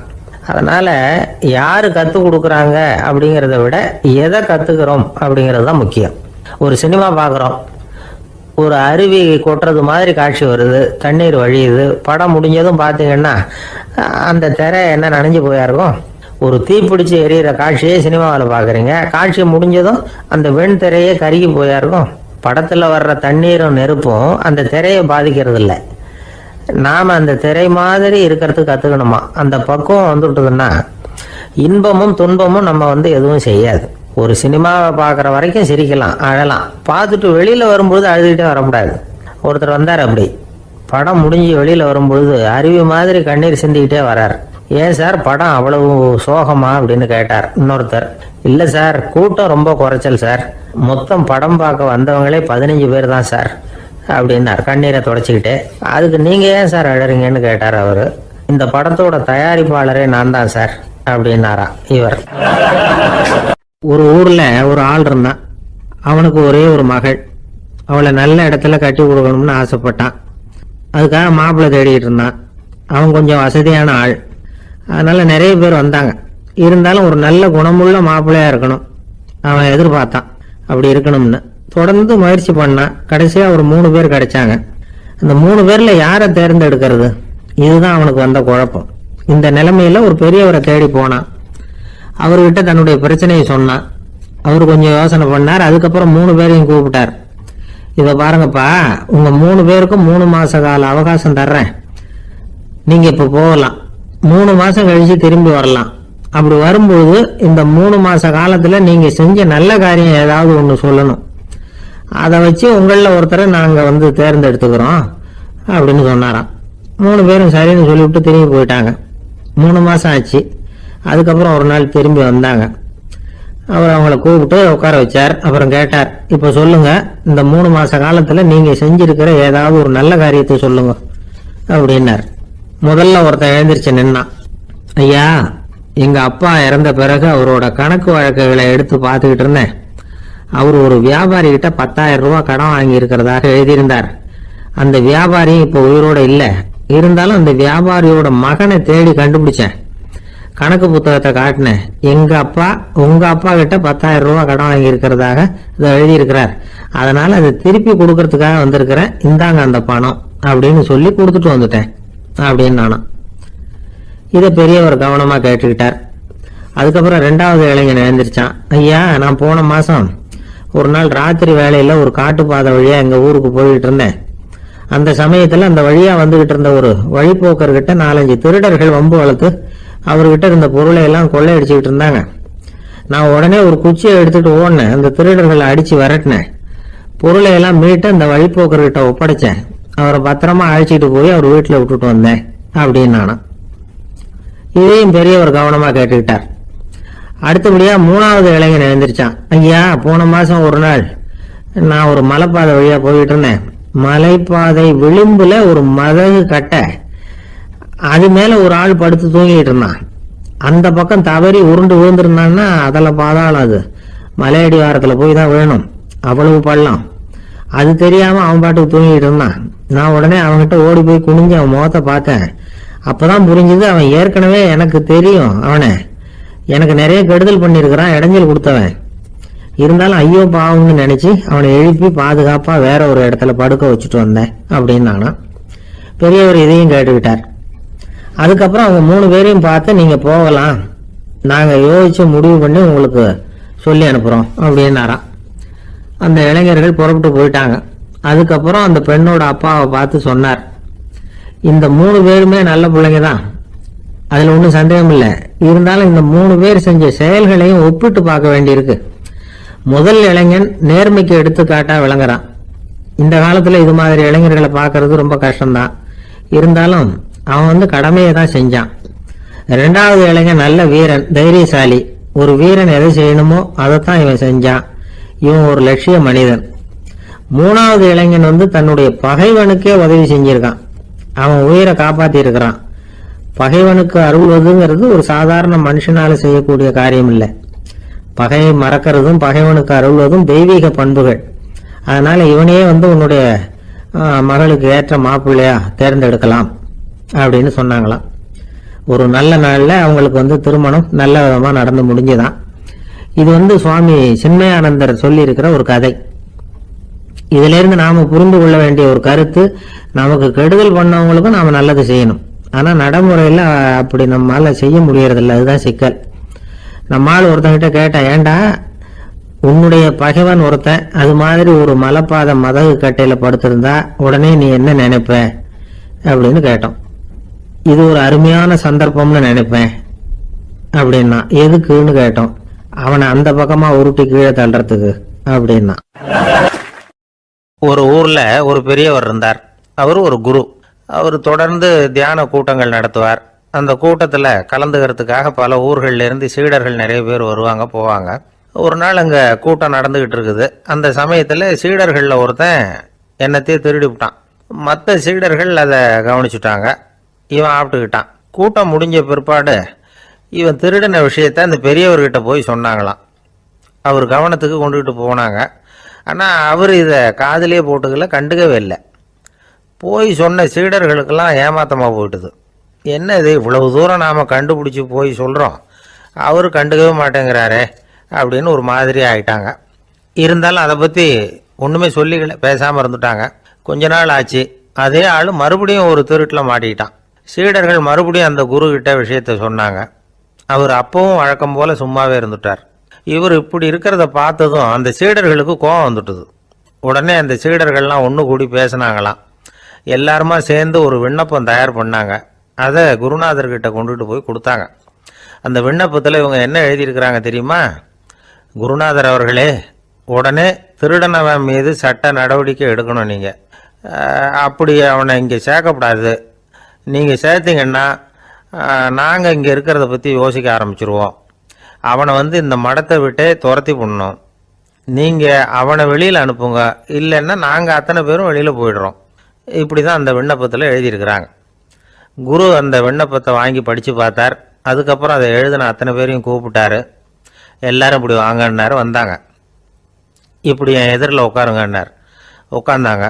அப்புறம் சொன்னார், இதை பாருப்பா, நீங்கள் எல்லாரும் புத்திசாலிகள். உங்களுக்கு எது நல்லது எது கெட்டதுங்கிறது நல்லா தெரியும். நீங்கள் மேற்கொண்டு ஏதாவது படிக்கணும்னு நினச்சா வேற எங்கே வேணும்னாலும் போகலாம். அதுக்கு நான் தடை சொல்ல மாட்டேன். ஆனால் உங்களால் குற்றம் சாட்டப்பட்ட அவன் இருக்கானே, அவன் எப்படின்னா அவனுக்கு எது நல்லது எது கெட்டதுங்கிறதெல்லாம் தெரியாது. அதனால தான் திருடுறான். நீங்கள் சொல்கிறது மாதிரி அவனை அடித்து துரத்தி விடுறோம்னு வச்சுக்கோங்க, அவனுக்கு எப்படி நல்லது கெட்டது தெரியும்? அவனுக்கு அதை யார் சொல்லி கொடுக்கறது? அதனால் இங்கேயே இருக்கட்டும், அதுதான் சரி. இதுக்காக நீங்கள் எல்லாரும் என்னை விட்டுட்டு போனாலும் சரி, அவனை நான் விரட்ட மாட்டேன் அப்படின்னு விட்டாரான். இவ்வளவையும் திருடனை அந்த சீடன் கேட்டுக்கிட்டே இருந்திருக்கான். அவன் கண்களில் கண்ணீர். அப்படியே எழுந்திரிச்சு வந்தான். குரு காலில் விழுந்தான். அவன் கண்ணீரில் அவனது தீமை கழுவப்பட்டது அப்படிம்பாங்க. அதாவது சீடர்களுக்கு அந்த குருவோட பெருமை அப்பதான் புரிஞ்சுதான். ஒரு நல்ல ஆசிரியர் இருக்காருன்னு வச்சுங்க, நல்லா படிக்கிற பையனுக்கு தான் பாடம் சொல்லி கொடுப்பேன்னா அது என்ன பெரிய விஷயமா? மோசமாக படிக்கிறவனையும் மாற்றி காட்டுறேங்கிறது தான் பெருமை. இந்த காலத்து குரு ஒருத்தர் ஒரு ஆசிரமம் வச்சு நடத்திட்டு வந்தார். நிறைய பேர் தினம் வருவாங்க போவாங்க. ஒரு நாள் ஒருத்தன் வந்தான். அந்த குரு முன்னாடி போய் நின்னான். ஐயா, என்ன உங்கள் சீடனா ஏற்றுக்கணும்னா. அந்த குரு நிமிர்ந்து பார்த்தார். உன்னுடைய நோக்கம் என்னன்னு கேட்டார். ஐயா, உங்ககிட்ட கொஞ்ச நாள் இருந்தேன்னா நல்ல பழக்க வழக்கங்களை கற்றுக்கலாம், அதுக்கப்புறம் வெளியில் போய் ஒரு நல்ல தொழில் தொடங்கி வாழ்க்கையில் முன்னுக்கு வரணுங்கிறது தான் என்னோட நோக்கம் அப்படின்னா. நீ சொல்கிறது சரி, ஆனால் உன்னால் இங்கே நல்ல பழக்க வழக்கங்களை கற்றுக்க முடியலேன்னு வச்சுக்கோ, அப்போ என்ன பண்ணுவேன் அப்படின்னு கேட்டார் அவர். அப்படி ஆச்சுன்னா என்ன, உங்களை மாதிரியே ஒரு ஆசிரமம் ஆரம்பித்து அதுக்கு குருவாக இருந்துட்டு போகிறேன் அப்படின்னு நானும். ஒரு ஆள் இருந்தார். அவர் தன்னை ஒரு குருன்னு சொல்லிக்கிட்டார். மௌன குரு, வாயே திறக்கிறதில்ல. அவருக்கு 2 சீடர்கள் உண்டு. இவங்க தான் வர்றவங்க கிட்ட பேசுவாங்க, விளக்கம் கொடுப்பாங்க. ஒரு நாள் இந்த சீடர்கள் 2 பேரும் எங்கேயோ வெளியில் போயிட்டாங்க. அந்த நேரம் பார்த்து ஒருத்தர் அங்கே வந்தார். குரு கிட்ட போனார். குருவே, புத்தர்னா என்னன்னு கேட்டார். குருவுக்கு ஒன்றும் புரியல. அவர் உண்மையான குருவாக இருந்தாவில் புரியும். அவர் திருன்னு முழிக்க ஆரம்பிச்சிட்டார். இந்த நேரம் பார்த்து இந்த சீடர்கள் எங்கேயோ போயிட்டாங்களே, என்ன பண்ணுறது, உதவிக்கு யாராவது கிடைக்க மாட்டாங்களா அப்படின்னு அப்படியே சுற்றி பார்க்குறார். அங்கங்கே பார்க்குறார். வந்தவர் இதை கவனித்தார். ஏதோ புரிஞ்சுக்கிட்டவர் மாதிரி அடுத்த கேள்வி கேட்டார். தர்மம்னா என்ன சுவாமின்னார். குருவுக்கு ரொம்ப சங்கடமாக போச்சு. நம்ம நிலைமை இப்படி ஆகிட்டுதே, இக்கட்டில் மாட்டிக்கிட்டோமே அப்படின்னு நினச்சபடியே விட்டத்தை பார்த்தார். அப்புறம் குனிஞ்சு தரையை பார்த்தார். அப்படியே உட்காந்துக்கிட்டார். வந்தவர் உடனே அடுத்த கேள்விக்கு போயிட்டார். தியானம்னா என்ன சுவாமின்னார். பாவம் என்ன பண்ணுவார் அந்த குரு, பேசாமல் கண்ணை கெட்டியாக மூடிக்கிட்டார். இது ஏதுடா வம்பா போச்சுன்னு. இவர் இப்படி பண்ணால் கூட வந்தவர் சளைக்கல. இன்னொரு கேள்வியும் கேட்டார். ஆசீர்வாதம்னா என்ன அப்படின்னார். இவர் பார்த்தார். இப்படியே போனால் இவர் கேள்வி கேட்குறத நிறுத்த மாட்டார் அப்படின்னு நினச்சிக்கிட்டு எனக்கு ஒன்றுமே தெரியாதுங்கிற பாவனையில் 2 கையையும் விரித்து காட்டினார். வந்தவர் முகத்தில் மகிழ்ச்சி, மன நிறைவு. ஏதோ எல்லாம் புரிஞ்சுக்கிட்ட ஒரு மாதிரி அங்கேருந்து புறப்பட்டு போனார். வழியில் அந்த குருவோட சீடர்கள் 2 பேரையும் சந்திச்சார். உங்கள் குருவை தான் பார்த்துட்டு வரேன்னார் இவர். என்ன நடந்ததுன்னு கேட்டாங்க. இவர் வரமா சொல்கிறார். உங்கள் குரு எவ்வளவு பெரிய ஞானி தெரியுமா? புத்தர்னா என்னன்னு கேட்டேன். அதுக்கு அவர் அப்படியும் இப்படியும் பார்த்தார். அதுக்கு என்ன அர்த்தம் தெரியுமா? மக்கள் புத்தரை அங்கேயும் இங்கேயும் தேடுறாங்க. உண்மையில் அவர் அங்கேயும் இங்கேயும் தேடி கண்டுபிடிக்க முடியாது அப்படிங்கிறத அவர் செய்கை மூலம் உணர்த்தினார். அதுக்கப்புறம் தர்மம்னா என்னன்னு கேட்டேன். அவர் மேலையும் கீழையும் பார்த்து தர்மம் சமமானது, அதில் உயர்வு தாழ்வு இல்லைங்கிறத உணர்த்தினார். அதுக்கப்புறம் தியானம்னா என்னன்னு கேட்டேன். கண்ணை மூடிக்கிட்டார். கண்ணை மூடி காணுகிற அற்புதம் அது அப்படிங்கிறத புரிஞ்சுக்கிட்டேன். கடைசியாக ஆசீர்வதிக்கப்படுறது பற்றி கேட்டேன். கைகளை நீட்டி உதவுறது தான் அது அப்படிங்கிறத தன்னுடைய இருகை விரித்து உணர்த்தினார். எவ்வளோ பெரிய மகான் அவர் அப்படின்னு சொல்லிவிட்டு அவர் பாட்டு போயிட்டார். சீடர்கள் அதுக்கப்புறம் மெதுவாக குருக்கிட்ட சேர்ந்தாங்க. அவங்கள பார்த்ததும் குருவுக்கு கோபம் வந்துட்டுது. அடே பாவிகளா, எங்கடா போய் தொலைஞ்சிங்க, நான் ஒரு ஆளுகிட்ட மாட்டிக்கிட்டு என்ன பாடுபட்டிருக்கேன் தெரியுமான்னார். இது மாதிரி தான் நாம் சாதாரண மனிதர்களின் புற வேடங்களிலேயே மயங்கி போயிடுறோம். அவங்க பேச்சு, செய்கை, பார்வை இதிலெல்லாம் ஏதோ பெரிய தத்துவம் இருக்கிறதாக நினச்சிக்கிறோம். உண்மையிலேயே அந்த தத்துவங்கள் யாருக்கு சொந்தம்? அவங்களுக்கு இல்லை, நமக்கு தான் சொந்தம். நாம் தானே அதை கற்பிச்சுக்கிட்டோம். நம்மை நாம் அடையாளம் கண்டுக்கிறது இல்லை. நாம் யாருங்கிறது நமக்கு புரியறதில்ல. அதுதான் இன்றைக்கி நடக்கிறது. அதனால தான் அடுத்தவங்களை தேடி ஓடிக்கிட்டு இருக்கிறோம். சில வீடுகளில் கூட இது மாதிரி சைகைகள் உண்டு. சில குடும்ப தலைவர்கள் தினமும் காலையில் கண்ணை கெட்டியாக மூடிக்கிட்டு கை ரெண்டையும் சுத்தமாக விரித்து வச்சுக்கிட்டே உட்காந்து தியானம் பண்ணுறது வழக்கம். எதுக்காக அப்படி பண்ணுறீங்கன்னு ஒருத்தரை பார்த்து கேட்டேன். இந்த மாதம் வாங்கின சம்பளம் பூரா தீர்ந்து போச்சு, இனிமேல் என் கையில் சுத்தமாக ஒன்றும் இல்லை, புதுசாக எதுவும் செலவு வச்சுடாதே அப்படிங்கிறத அப்படி உள்ளங்கை ரெண்டையும் விரித்து காட்டி அவங்களுக்கு உணர்த்துறேன் அப்படின்னார். ஒருத்தன் வேகமாக ஓடி வந்தான். ஏப்பா அப்படி தலை தெறிக்க ஓடி வர்றேன்னு கேட்டேன். பின்னாடி துரத்திக்கிட்டு வருது சார் அப்படின்னா. ஏதாவது நாய் துரத்திக்கிட்டு வருது போல இருக்கு அப்படின்னு நினச்சி அவனுக்கு பின்னாடி பார்க்குறேன். கண்ணு கேட்டின தூரம் வரைக்கும் எதுவுமே தெரியல. ஏன்பா எதுவும் ஒன்றை துரத்துறது மாதிரி தெரியலையே என்ன, நல்லா பாருங்க சார் அப்படின்னா. பார்த்துட்டு தான் சொல்கிறேன் என்ன, இதோ பாருங்க சார் இதுதான் என்னை துரத்துது அப்படின்னு அவன் காட்டுறான். அவன் சுட்டி காட்டின இடத்துல பார்த்தா அங்கே அவனுடைய நிழல் தான் தெரியுது. என்னப்பா சொல்கிற அப்படின்னு சொல்லி அவனை சந்தேகமாக பார்த்தேன். அதுக்கப்புறம் தான் அவன் விவரமாக பேசினான். சார் எனக்கு என் நிழலை கண்டா பிடிக்கிறதில்ல, எப்போ பார்த்தாலும் இது என்னையே பின்தொடர்ந்து வந்துக்கிட்டு இருக்குது, இதை என்னால் சகிக்கவே முடியல, இதை என்கிட்டேருந்து பிரிக்கிறதுக்கு எவ்வளவோ முயற்சிகள்லாம் பண்ணி பார்த்துட்டேன், முடியலன்னா. அப்படி என்னென்ன முயற்சிகள் பண்ணினேன் அப்படின்னு கேட்டேன். அவன் என்னென்ன செஞ்சாங்கிறத விவரமாக சொன்னான். அவன் என்ன பண்ணியிருக்கிறான், ஒரு பெரிய குழியை தோண்டி அதில் தன்னுடைய நிழலை புதைச்சிருவோம் அப்படின்னு முடிவு பண்ணிட்டு மண்வெட்டி எடுத்துக்கிட்டு தோட்டத்து பக்கம் போயிருக்கான். ஆழமாக ஒரு குழியை தோண்டியிருக்கான். குனிஞ்சு பார்க்குறான். அந்த குழிக்குள்ளே தன்னுடைய நிழல் தெரியுது. ஆஹா இதுதான் சமயம், நிழல் இப்போ குழிக்குள்ளே இருக்குது, மண்ணை போட்டு மூடி போடலாம் அப்படின்னு நினச்சிக்கிட்டு கொஞ்சம் மண்ணை அள்ளி போட்டான். பார்த்தா இப்போ அந்த நிழல் அந்த மண்ணுக்கு மேலே வந்து நிற்கிது. இது ஏதுடா ரொம்ப போச்சு அப்படின்னு அவசரமாக மண்ணை வாரி போட்டு மூடி பார்க்குறான். குழி பூராவும் மூடி விட்டு பார்க்குறான். மறுபடியும் நிழல் மேலே வந்து உட்காந்துக்கிட்டு இருக்குது.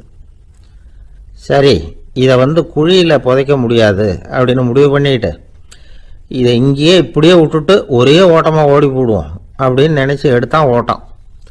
அது காலை நேரம். இவன் மேற்க நோக்கி ஓடிக்கிட்டு இருக்கிறான். ஓடி ஓடி பார்க்குறான், நிழல் இவனை விட வேகமாக இவனுக்கு முன்னாடி ஓடிக்கிட்டு இருக்கு. சரி திரும்பி ஓடி பார்ப்போம் அப்படின்னு நினச்சிக்கிட்டு அப்படியே சடார்னு திரும்பி ஓட ஆரம்பித்தான். பார்த்தான், அப்பாடா நிழலை காணலை. கொஞ்சம் தூரம் ஓடி ஒரு இடத்துல நின்று அப்படியே சாவகாசமாக திரும்பி பார்க்குறான். பின்னாடி நின்றுக்கிட்டு இருக்குது நிழல். இப்படி ஓடி வந்து தான் இங்கே நம்ம முன்னாடி நின்று தன்னுடைய அவஸ்தையை சொல்லிக்கிட்டு இருக்கிறான். இந்த நிழலை துரத்துறது அல்லது வெட்டி விடுறது, இதுக்கு ஏதாவது வழி இருக்கா சொல்லுங்க சார் அப்படிங்கிறான். நமக்கு ஒன்றும் புரியல. அந்த நேரம் பார்த்து ஒரு பெரியவர் வந்தார். அவர்கிட்ட யோசனை கேட்டோம் என்ன செய்யலாம்னு. அவர் சொன்னார், இந்த பாருப்பா நீ அங்கேயும் எங்கேயும் ஓடாத, அப்படியே கீழே படுத்துக்கொண்டார். அது நல்ல உச்சி வேலை. அவன் அப்படியே கீழே படுத்துக்கிட்டான். இப்போ அப்படி இப்படின்னு திரும்பி பார்க்குறான், நிழலை காணலை. அவன் இப்போ தான் நிம்மதியாக இருந்தான்.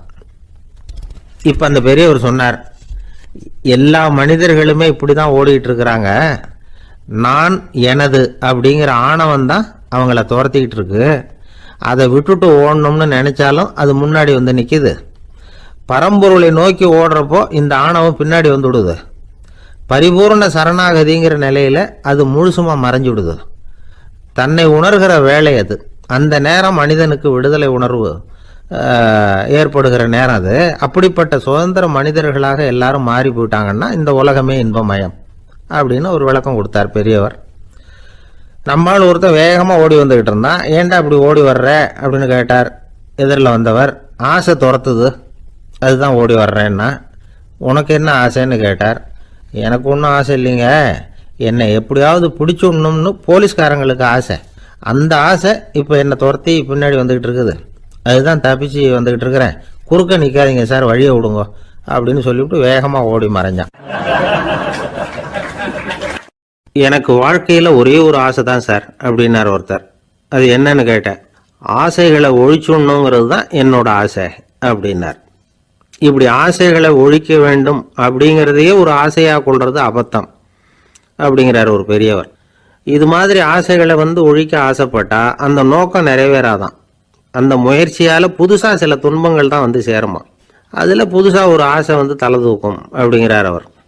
ஆசைகளை தானாக விழ வச்சுடலாம். அதுக்கு வழி என்ன தெரியுமா? எந்த ஒரு ஆசையையுமே பூரணமாக நிறைவேற்றி கொள்ள முடியாதுங்கிறத உணரணும். அதை உணர்ந்தா ஆசைகள் தானாக விழுந்துடும். அதை விட்டுட்டு ஆசைகளை விட்டுடணுங்கிறதையே ஒரு ஆசையாக வச்சுக்கிட்டு அதுக்காக கடுமையாக முயற்சிகளையும் செஞ்சுக்கிட்டு நான் ஆசைகளை விட்டுட்டு ஞானோதயம் அடையிறதுக்கு கடுமையாக முயற்சி பண்ணிகிட்டு இருக்கிறேன் சார் அப்படின்னு சொல்லிக்கிட்டு இருந்தால் எந்த காலத்துலேயும் ஞானோதயம் வரப்போகிறதில்ல. அதுக்கு பதிலாக துன்பம்தான் வந்து சேரும் அப்படிங்கிறது அவரோட கருத்து. எந்த ஒரு ஆசையையும் பூரணமாக நிறைவேற்றி கொள்ள முடியாது அப்படிங்கிறத உணரணும். ஒரு ராஜா, அவர் மனசில் அமைதி இல்லை, எப்பவும் கஷ்டப்பட்டுக்கிட்டே இருந்தார். இந்த துன்பத்தை போக்குறதுக்கு பல வழிகளில் என்னென்னமோ முயற்சியெல்லாம் பண்ணி பார்த்தார், ஒன்றும் சரியாக வரல. கடைசியாக ஒரு காரியம் பண்ணார். அதாவது ஒரு வேதாந்தியை தேடிட்டு போனார். அவரை பார்த்து கேட்டார், ஐயா, என்னுடைய துன்பங்கள்லேருந்து நான் வந்து விடுபடணும், அதுக்கு சுலபமாக ஏதாவது ஒரு வழி இருந்தால் சொல்லுங்களேன் அப்படின்னு கேட்டுக்கிட்டார். அதுக்கு அந்த வேதாந்தி சொன்னார், அதுக்கு ஒரு வழி சொல்கிறேன், அது மாதிரி செய். அதாவது உன்னுடைய ராஜ்யத்துக்குள்ள போதுங்கிற மனசோட வாழுற ஒருத்தனை கண்டுபிடிக்கணும். அப்படி கண்டுபிடிச்சி அவனுடைய சட்டையை வாங்கி நீ போட்டுக்கணும். அப்படி போட்டுக்கிட்டா உன்னுடைய துன்பம் தீர்ந்துரும் அப்படின்னார். உடனே ராஜாவுக்கு ரொம்ப மகிழ்ச்சி. அரண்மனையில் இருந்த அத்தனை பேரையும் ஆளுக்கு ஒரு பக்கமாக அனுப்புனார், தேட சொன்னார்.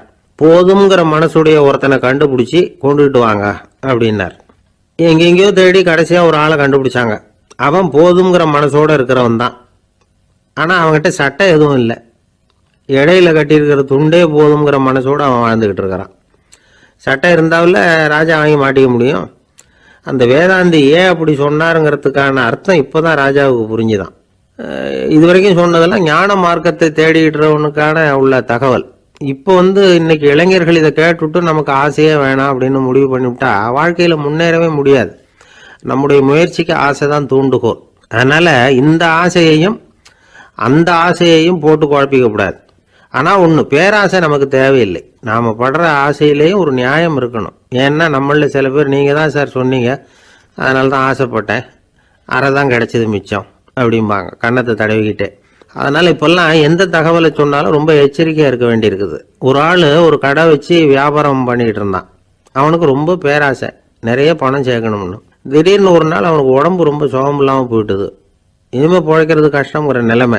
மரணப்படுகையில் இருக்கிறான். சொந்தக்காரங்கள்லாம் சுற்றி உட்காந்துருக்குறாங்க. இவன் மெதுவாக கண்ணை திறந்து பார்க்குறான். என் வீட்டுக்காரி எங்கேன்னா, இதோ இருக்கேன் அப்படின்னாங்க அந்த அம்மா. பசங்கள்லாம் எங்கேங்கிறான், இதோ பக்கத்தில் தான் நின்றுட்டு இருக்கிறோங்கிறாங்க. பொண்ணுங்க எங்கேங்கிறான், எல்லாம் இங்கே தான் இருக்கிறோம் அப்படிங்கிறாங்க. எல்லாம் இங்கே தான் பக்கத்தில் தான் இருக்கோம், நீங்கள் கவலைப்படாதீங்கன்னு சொல்கிறாங்க எல்லாம். அவன் மெதுவாக கஷ்டப்பட்டு வாயை திறந்து, அட பாவிங்களா, எல்லாரும் இங்கே இருந்தால் அங்கே கடையை யார் கவனிக்கிறது அப்படின்னானா.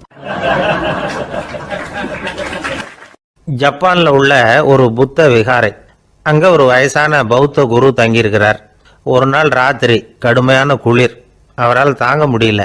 பார்த்தார், மரத்தில் செஞ்ச புத்த சிற்பங்கள் அங்கே நிறைய இருந்தது. அதில் ஒன்றை எடுத்து அதுக்கு தீ மூட்டி அந்த நெருப்பில் குளிர் காஞ்சிக்கிட்டு இருக்கிறார். மர சிற்பம் தீ வச்சதும் படபடன்னு வெடிக்க ஆரம்பிச்சுட்டுது. அந்த சத்தத்தை கேட்டதும் அந்த புத்த விகாரையின் குருக்கள் வெளியில் ஓடி வந்தார். இவர் ஆனந்தமாக குளிர் காஞ்சிக்கிட்டு இருக்கிறார். அவரால் பொறுத்துக்க முடியல. தெருவில் தெரிஞ்சுக்கிட்டு இருந்த அந்த பெரியவரை இங்கே தங்க அனுமதித்ததே அவர் தான்.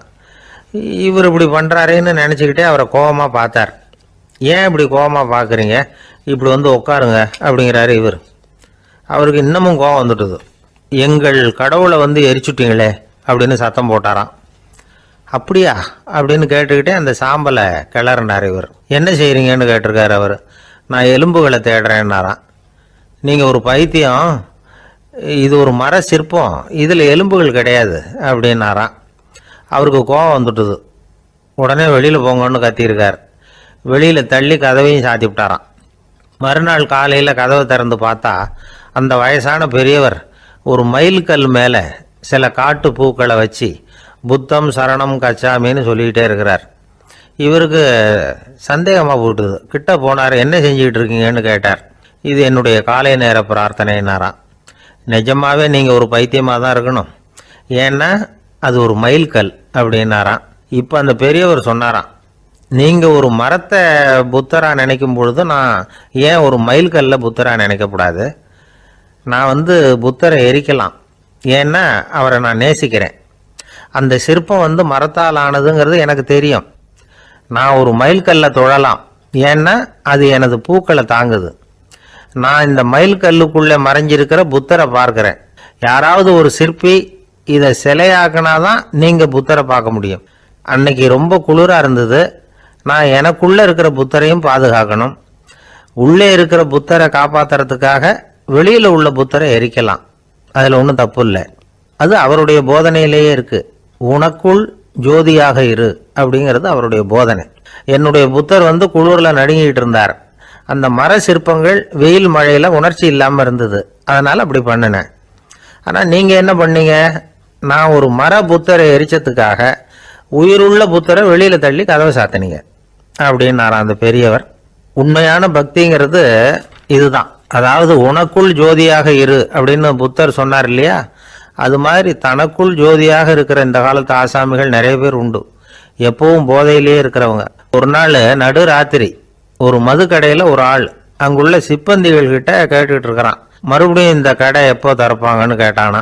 நாளைக்கு காலையில 8 மணிக்கு திறப்பாங்க அப்படின்னு நானா அங்க இருந்த ஆள். அவன் திருப்பி திருப்பி அதையே கேட்டுக்கிட்டு இருக்கான். இவனுக்கு பதில் சொல்லி சொல்லி அழுத்து போச்சு. அதான் சொல்றேன் ஐயா, நாளைக்கு காலையில வா அப்படின்னாங்களாம். அதுக்கு இவன், நான் வர்றதுக்காக கேட்கலையா, நேத்திக்கு வந்தவன் உள்ளேயே மாட்டிக்கிட்டேன், வெளியில போறதுக்காக கேட்டேன் அப்படின்னானா. ராமகிருஷ்ணர் வாழ்ந்த காலத்துல நடந்த ஒரு நிகழ்ச்சி இது. அப்போ ஒரு ஓவியர் இருந்தாராம். அவருக்கு ஒரு ஆசை, ராமகிருஷ்ணர் படத்தை வரையணும், அதை அவர்கிட்டயே கொண்டுட்டு போய் காட்டி அபிப்பிராயம் கேட்கணும். இதுதான் அந்த ஓவியரின் ஆசை. உடனே ராமகிருஷ்ணர் படத்தை வரைஞ்சி முடிச்சார். அதை எடுத்துக்கிட்டு போனார். இவர் போன சமயம் அங்கே ராமகிருஷ்ணர் சீடர்களோடு உட்காந்துருக்கிறார். விவேகானந்தர் அங்கே இருக்கிறார். இந்த ஓவியர் கொண்டுகிட்டு போய் தான் வரைந்த ஓவியத்தை அவர்கிட்ட காட்டினார். ராமகிருஷ்ண பரமஹம்சரின் ஓவியத்தை ராமகிருஷ்ணர்கிட்டயே காட்டுறார். ராமகிருஷ்ணர் என்ன பண்ணார் தெரியுமா? அந்த படத்தை பார்த்தார். உடனே அது காலை தொட்டார். குருதேவருடைய இந்த செயல் சீடர்களுக்கு ரொம்ப வியப்பை உண்டு பண்ணிச்சு. சில பேர் மனசுக்குள்ளேயே ரொம்ப குழம்பி போக ஆரம்பிச்சிட்டாங்க, என்ன இப்படி பண்றாருன்னு. என்ன இது அவரோட படம், அவரே அவரோட படத்தின் காலை தொடுறார் அப்படின்னு யோசிச்சாங்க. சில பேர் ஒன்றும் புரியாம ஒருத்தர் பார்த்து சிரிச்சுக்கிட்டாங்க. அந்த இடத்துல சீடர்கள் மட்டும் இல்லை, சீடர் அல்லாத பல பேர் இருந்தாங்க. தன்னுடைய காலை தானே தொடர இவருடைய செயல் பற்றி என்ன நினைக்கிறது அப்படின்னு அவங்களும் குழம்பி போய் நிற்கிறாங்க. அந்த படத்தை வரைஞ்சி அவர்கிட்ட காட்டின அந்த ஓவியருக்கும் அதிர்ச்சி. இருந்தாலும் அவர் சீடர் கிடையாது, அதனால கொஞ்சம் துணிச்சலை வர வச்சுக்கிட்டு கேட்டார், என்னங்க இது, என்னால் என்னுடைய கண்களையே நம்ப முடியல, இது உங்க சொந்த உருவப்படம், நீங்க உங்க சொந்த கால்களையே தொடுறீங்க, இது எங்களுக்கு கொஞ்சம் சங்கடமா இருக்குதே அப்படின்னார். ராமகிருஷ்ணரின் கண்களில் ஆனந்த கண்ணீர் வழிஞ்சுதான். அவர் சொன்னாராம், இது என்னோட படம்ங்கிறது எனக்கு தெரியும், ஆனால் இது என்னோட படம்ங்கிறதுனால நான் இதோட காலை தொடலை. நீ என்னுடைய சமாதி நிலையை இந்த படத்தில் படம் பிடிச்சி காட்டியிருக்கிற, அதனால் அதோட காலை தொடறேன். சமாதி நிலையில் யார் இருந்தாலும், அது என்னுடைய படமாக இருந்தாலும் சரி அல்லது வேற யாருடைய படமாக இருந்தாலும் சரி, படம் யாருதுங்கிறது முக்கியம் இல்லை.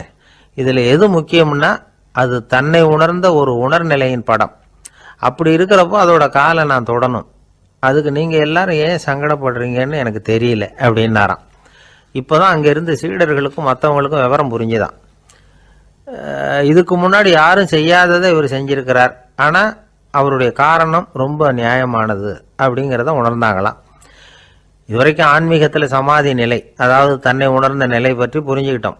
இல்லறத்தில் ஏற்படக்கூடிய சமாதி நிலை பற்றி உங்களுக்கு தெரியுமா? ஒரு அம்மா டாக்டர்கிட்ட சொன்னாங்களாம், டாக்டர், என் வீட்டுக்காரருக்கு உடம்புல ஏதோ கோளாறுன்னு நினைக்கிறேன், நான் எவ்வளவு நேரம் பேசினாலும் காதில் விழாத மாதிரி உட்கார்ந்துருக்கிறார் அப்படின்னாங்களாம். அதுக்கு அந்த டாக்டர் சொன்னாராம், அம்மா, அது உடம்பு கோளாறு இல்லை, அது ஒரு பெரிய திறமை அப்படின்னாராம். ஒரு ஏரி ஓரமா 2 பசங்க நடந்து போயிட்டு இருக்கிறாங்க. அதுல ஒருத்தன் பணக்கார வீட்டு பையன், இன்னொருத்தன் ஏழை. இவங்க 2 பேரும் போயிட்டு இருக்கிறாங்க. வழியில ஒரு இடத்துல ஒரு ஜோடி செருப்பு இவங்க கண்ணுல படுது. ஒரு விவசாயி அந்த செருப்பை அங்க விட்டுட்டு பக்கத்துல இருந்த ஏரியில கை காலை கழுவிட்டு இருக்கிறார். உடனே அந்த பணக்கார பையனுக்கு ஒரு ஐடியா. அவன் சொன்னானா, டேய், இப்போ ஒரு வேடிக்கை செய்யலாம், அந்த செருப்பு 2ஐயும் தூக்கி எட்டத்துல வீசி எரிஞ்சிருவோம். அந்த ஆள் பார்த்துட்டு செருப்பை தேடி அல்லாடுவான், அங்கேயும் இங்கேயும் ஓடுவான், திருன்னு முழிப்பான். அதை பார்த்து நாம ரசிக்கலாம், நல்ல தமாஷா இருக்கும் அப்படின்னு இருக்கான். இப்படி சொல்லிவிட்டு அந்த செருப்புகளை தூக்கத்துக்கு போனானா. கொஞ்சம் பொறு அப்படின்னானா அந்த ஏழை பையன். ஏன்னு கேட்டிருக்கான் அவன். இப்போ அந்த ஏழை பையன் சொன்னானா, நீ சொல்றது ஒன்றும் வேடிக்கை கிடையாது. உன்னோட செருப்பு தொலைஞ்சா உன் அப்பா உடனே உனக்கு வேற செருப்பு வாங்கி கொடுத்துருவார். ஆனா அந்த ஆளுக்கு இந்த செருப்பு தொலைஞ்சதுன்னா வேற புதுசா வாங்கறதுக்கு வாயையும் வயத்தையும் கட்டி பணத்தை சேர்க்க வேண்டியிருக்கும். அதனால நான் ஒரு வேடிக்கை சொல்றேன், அது மாதிரி செய், அது இன்னமும் தமாஷா இருக்கும் அப்படின்னு நானா. எப்படி அது சொல்லுன்னு இருக்கான் அவன். செருப்பு ரெண்டும் அது இருக்கிற இடத்துலயே இருக்கட்டும். உன் சட்டப்பையிலிருந்து ஒரே ஒரு ரூபாய் நாணயத்தை எடு, அதை அந்த செருப்பு மேல அதோட குதிகால் பகுதியில வச்சுட்டு நாம 2 பேரும் அந்த மரத்துக்கு பின்னாடி ஓடி போய் மறைஞ்சு நின்னுக்குவோம். அப்புறம் பாரு வேடிக்கைய அப்படின்னா. அதே மாதிரி 1 ரூபா காசு செருப்பு மேல வச்சுட்டு இவங்க 2 பேரும் மறைஞ்சு நின்னுக்கிட்டாங்க. கொஞ்ச நேரத்துல அந்த விவசாயி வந்தார். காலில் உள்ள மண்ணை தட்டிவிட்டு செருப்பை மாட்டுறதுக்காக போனார். அங்கிருந்த காசு கண்ணுல போட்டுட்டுது. அவருக்கு ஆச்சரியமா போச்சு. அதை கையில எடுத்து பாக்குறார். 4 பக்கமும் திரும்பி திரும்பி பாக்குறார், யார் இதை வச்சிருப்பான்னு. கடைசியில ஆகாயத்தை பாக்குறார். ஆண்டவா, இது உன்னோட கருணை தான். நீதான் யாரோ புண்ணியவான் மனசுல தர்மம் பண்ற எண்ணத்தை உண்டாக்கி இருக்கிற. அந்த புண்ணியவான் நல்லா இருக்கணும் அப்படின்னு வாழ்த்தி அந்த காசை கண்ணுல ஊத்திக்கிட்டாராம். மறைஞ்சிருந்து பார்த்துக்கிட்டு இருந்த ஏழை பையன் இப்படி சொன்னான், பாத்தியா, உன்னை புண்ணியவான்னு வாழ்த்தி விட்டு போறார் அந்த ஆள். அவருக்கும் சந்தோஷம், அதை பார்த்து நமக்கும் சந்தோஷம். உனக்கு 1 ரூபாங்கிறது ஒரு பெரிய விஷயம் இல்லை, ஆனா அதனால நமக்கு கிடைச்சிருக்கிற மகிழ்ச்சி ரொம்ப உயர்வானது அப்படின்னு நானா. வேடிக்கையும் கிண்டலும் இது மாதிரி அடுத்தவங்களுக்கு இடைஞ்சலா இல்லாம இருக்கணும் அப்படிங்கிறார் கலைவாணர். ஆனா பாருங்க, அவருக்கே இடைஞ்சலா வர்ற விஷயங்களை கூட அவர் வேடிக்கையா தான் எடுத்துக்கிட்டாராம். ஒரு தடவை ஒருத்தர் கலைவாணர் கிட்ட வந்து, ஐயா என் குழந்தை செத்து போச்சு அப்படின்னு சொல்லி அழுதாராம். உடனே இவர் அவருக்கு 100 ரூபாய் பணத்தை கொடுத்து, இந்தாங்க அடக்கம் செய்யுங்க அப்படின்னு சொல்லி அனுப்பி வச்சாராம். 1 வருஷம் கழிச்சு மறுபடியும் அதே ஆள் வந்திருக்கார். இவர் மறந்துருப்பாருங்கிற நினைப்புல, அண்ணே என் குழந்தை இறந்து போச்சுண்ணே அப்படின்னாராம். இவர் மறுபடியும் 100 ரூபாய் கொடுத்து ஆறுதல் சொல்லி அனுப்பி வச்சாராம். 7-8 மாசம் கழிச்சு மறுபடியும் அதே ஆள் வந்திருக்கார். அவர் வாயை திறக்கிறதுக்கு முன்னாடியே இவர் 100 ரூபாய் அவர் கையில வச்சு, போன 2 தடவை தான் குழந்தை செத்து போச்சு, இந்த தடவையாவது அதை சாகாம காப்பாத்தி விடு அப்படின்னு சொல்லி அனுப்பி வச்சாராம். அதுக்கப்புறம் அந்த ஆள் வர்றதே இல்லையா. எனக்கு தெரிஞ்ச ஒருத்தர் இருக்கார். அவரு ஒரு பெரிய காவல்துறை அதிகாரி, ரொம்ப கண்டிப்பானவர். அவரை கண்டாவே எல்லாரும் பயப்படுவாங்க. அப்படிப்பட்டவர் வீட்டுக்கு போனா அப்படியே அடியோட மாறிடுவார். அங்க போய் பாத்தீங்கன்னா குழந்தைகளோட குழந்தையா அவர் விளையாடிட்டு இருப்பார். அலுவலக சமயத்துல பாத்தீங்கன்னா குதிரை முதுகுல அவர் உட்கார்ந்துருப்பார். வீட்டுல பாத்தீங்கன்னா அவரு முதுகுல குழந்தை உட்காந்துருக்கும். அவரு குதிரை மாதிரி போயிட்டு இருப்பார். இது எப்படிங்க முடியுது உங்களால அப்படின்னு கேட்டாங்க. அது ஒண்ணுமில்ல, இங்க வீட்டுக்கு வந்த உடனே என்னோட மனசை தனியா எடுத்து வச்சிருவேன் அப்படின்னார். அது என்னங்க உங்க சட்டப்பையிலியா இருக்குது மனசு, அது தனியா எடுத்து வைக்கிறதுக்கு அப்படின்னு கேட்டாங்க. அப்படி இல்லைங்க, இது ஒரு பயிற்சி, மனப்பயிற்சி, அவ்வளவுதான் அப்படின்னார். இப்படி சமயம் பார்த்து மனசை தனியா வச்சுவிட தெரிஞ்சவங்க வாழ்க்கையில எப்பவும் உற்சாகமா இருப்பாங்க அப்படிங்கிறது பெரியவங்க கருத்து. ஒரு டாக்டர் ஆஸ்பத்திரியில் இருக்கிற வரைக்கும் டாக்டரா இருக்கலாம். அவர் மனைவிட்டையும் அவர் டாக்டரா இருக்க வேண்டிய அவசியம் இல்லை. ஒரு வக்கீல் கோர்ட்ல இருக்கிற வரைக்கும் வக்கீலா இருக்கலாம். வீட்டுக்கு வந்ததுக்கு அப்புறமும் வக்கீலா இருக்க வேண்டிய அவசியம் கிடையாது. வீட்டுல குழந்தைகள் கிட்ட விளையாடும் பொழுதும் அதுகள் கிட்ட ஃபீஸ் கேட்டுக்கிட்டு இருக்கக்கூடாது. நாம எப்படி இருக்கணும்னு பெரியவங்க சொல்றாங்கன்னா, மனசோட சேரக்கூடாதான். அப்படி சேராம வாழ்க்கையை கவனிக்கணுமா. மனசை அப்படியே தனியா எடுத்து பக்கத்துல வச்சுடணும். அப்படின்னா அது அப்படியே தூக்கி எறிஞ்சுடு அப்படின்னு அர்த்தம் இல்லை. ஏன்னா மனசுங்கிறது நமக்கு உபயோகப்படக்கூடிய ஒண்ணுதான். எப்போ அது தேவையோ அப்பப்போ எடுத்து உபயோகப்படுத்திக்கணும். தேவைப்படுறப்போ எடுத்து கண்ணாடியை மாட்டிக்கிறோம்ல, படிக்கும் பொழுது கண்ணாடி தேவைப்படுது, எடுத்து மாட்டிக்கிறோம் இல்லையா. அது மாதிரி கணக்கு போடுறதுக்கு மனசு தேவை. கடைக்கு போய் ஒரு பொருள் வாங்குறோம், காசு கொடுக்குறோம், மீதி சில்லறை சரியா இருக்கா அப்படின்னு எண்ணி பார்த்து வாங்க வேண்டியிருக்கு. அந்த சமயத்துல மனசை எடுத்து தனியா வச்சுட்டேன் அப்படின்னு சொல்லிட்டு இருக்க கூடாது. பரீட்சைக்கு படிக்க வேண்டியிருக்குது, படிச்சதையெல்லாம் அப்படியே நினைவுல வச்சுக்க வேண்டியிருக்கு. அந்த சமயத்துல மனசை தூக்கி எறிஞ்சுட்டேன் சார் அப்படின்னு சொல்லிட்டு இருக்க கூடாது. அப்படி சொன்னா பரீட்சை நம்மளை தூக்கி எறிஞ்சிரும். அதனால தேவைப்படுறப்போ மனசை உபயோகப்படுத்தணும், தேவையில்லாதப்போ அதை தனியா ஓய்வு எடுத்துக்க விட்டுடணும். இப்படி நாம பழக்கப்படுத்திக்கிட்டா வாழ்க்கைங்கிறது நமக்கு புதுசா தெரியுமா. மனசுக்கும் ஒரு சக்தி கிடைக்கும். எந்திரங்களுக்கு ஓய்வு கொடுக்கற மாதிரி மனசுக்கும் ஓய்வு கொடுக்கணும், இல்லைன்னா அது களைச்சு போயிடும். குழந்தைகள் மனசை சுமந்துகிட்டு இருக்கிறது இல்ல. இது முதியவர்கள் குழந்தைகள் கிட்ட இருந்து கத்துக்க வேண்டிய ஒரு பாடம். ஆனாலும் இந்த கால குழந்தைகள் கிட்ட ரொம்ப எச்சரிக்கையா இருக்க வேண்டியிருக்கு. ஒரு தாத்தாவும் பேரனும் விளையாடிக்கிட்டு இருக்கிறாங்க. தாத்தா, எனக்கு சைக்கிள் ஓட்ட கத்து கொடு அப்படிங்கிறான் பேரன். சைக்கிள் உயரம் கூட இல்ல, அதுக்குள்ள சைக்கிள் ஓட்டணுமா அப்படின்னாரு தாத்தா. ஏன் தாத்தா, ரயில் ஓட்டுறாரு, அவர் என்ன ரயில் நீளமா இருக்கார் அப்படின்னு கேட்டானா அந்த பையன். இருக்கிறாங்க. அந்த வழியா போறவங்க வர்றவங்க எல்லாம் அந்த இடத்துல நின்று அது என்ன மண்டபம் அப்படின்னு விசாரிக்க ஆரம்பிச்சாங்க. அந்த அப்பாவும் பிள்ளையும் தான் வர்றவங்களுக்கு எல்லாம் விவரம் சொல்லிட்டு இருக்கிறாங்க. அதாவது இந்த இடத்துல ஒரு பெரிய மகான் சமாதி ஆயிருக்கார், அவர் சமாதியான இடத்துல இந்த நினைவு மண்டபத்தை கட்டி இருக்கிறோம் அப்படின்னாங்க. ஊரு பூரா இந்த செய்தி பரவிச்சு. நிறைய பேர் அந்த இடத்தை தேடி வர ஆரம்பிச்சாங்க. இங்க கொஞ்ச நேரம் உட்காந்துட்டு போனா மனசுக்கு ஒரு நிம்மதி கிடைக்குது அப்படின்னாங்க. அங்க இருந்த உண்டியல்ல நிறைய காசு போட்டுட்டு போறாங்க. பணம் கிடுகிடுன்னு நிறைய சேர ஆரம்பிச்சுட்டுது. பணம் நிறைய சேர்ந்த உடனே அந்த அப்பாவுக்கும் பிள்ளைக்கும் தகராறு வந்துட்டுது. பணம் சேர்ந்தாலே சொத்து தகராறு வரத்தானே செய்யும், அது மாதிரி வந்துட்டுது. பையன் அடிக்கடி நிறைய பணம் கேட்க ஆரம்பிச்சான். அப்பா பார்த்தார், யோசனை பண்ணார், ஒரு முடிவுக்கு வந்தார். ஒரு நாள் பையனை கூப்பிட்டார். இதை பாருப்பா, நமக்குள்ள தகராறு வேணாம். அப்பாவும் பிள்ளையும் இப்படி சண்டை போட்டுக்கிட்டா பாக்குறவங்க தப்பா நினைப்பாங்க. அதனால நமக்குள்ள சமரசமா இதை தீர்த்துக்குவோம், என்ன சொல்ற அப்படின்னார் அப்பா. சரின்னு நான் பையன். உடனே அந்த அப்பா என்ன பண்ணார் தெரியுமா, மகன் கிட்ட கொஞ்சம் பணத்தை கொடுத்தார். தன்கிட்ட இருந்த ஒரு கழுதையையும் கொடுத்தார். இதை வச்சு நீ பொழைச்சுக்கோ அப்படின்னு சொல்லி அனுப்பி வச்சுட்டார். மகன் அந்த கழுதையை இழுத்துக்கிட்டு அடுத்த ஊருக்கு போனான். வழியிலேயே அந்த கழுதை செத்து போச்சு. உடனே என்ன பண்ணலாம்னு யோசனை பண்ணான். ஒரு ஐடியா வந்தது. அந்த கழுதைய ஒரு சாலை ஓரமா புதைச்சான். கையில் இருந்த பணத்தை வச்சு அந்த இடத்துல ஒரு கல் மண்டபம் கட்டினான். அந்த வழியா 2 பேர் வந்தாங்க. இது என்ன மண்டபம்னு விசாரிச்சாங்க. இந்த இடத்துல ஒரு பெரிய மகான் சமாதி ஆயிருக்கிறார் அப்படின்னா. இந்த செய்தி ஊர் பூரா பரவ ஆரம்பிச்சுட்டுது. நிறைய பேர் வந்து போக ஆரம்பிச்சாங்க. இங்க வந்தா மனசுக்கு ஒரு பெரிய நிம்மதி கிடைக்குது அப்படின்னு வேற சொல்ல ஆரம்பிச்சாங்க. வர வர கூட்டம் அதிகமா வர ஆரம்பிச்சுட்டுது. உண்டியல்ல பணம் நிறைய சேர்ந்துட்டுது. நகையெல்லாம் கூட கழட்டி காணிக்கையா போட ஆரம்பிச்சுட்டாங்க. அப்பாவை விட மகன் பெரிய ஆளாயிட்டான். இதை கேள்விப்பட்டார் அப்பா. பையனை பார்த்துட்டு வரலாம்னு ஒரு நாள் புறப்பட்டு வந்தார். பையன் ஓஹோன்னு இருக்கிறான். பங்களா, காரு எல்லாம் வந்துட்டுது. எப்படிடா இந்த அளவுக்கு ஆனே அப்படின்னு விசாரிச்சார்.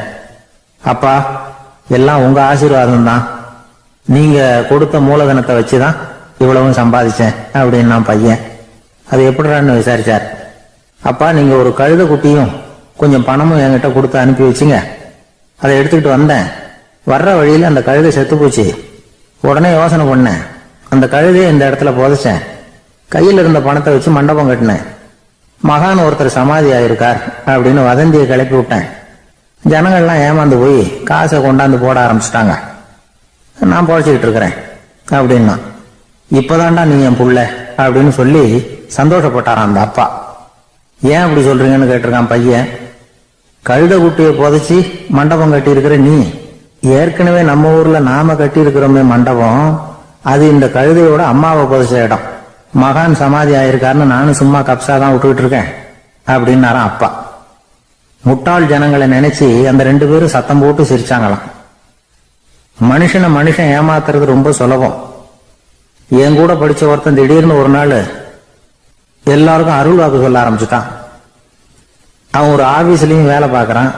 ஆபீஸ்ல உள்ளவங்க எல்லாம் அவங்ககிட்ட அருள் வாக்கு கேட்கறது வழக்கம்.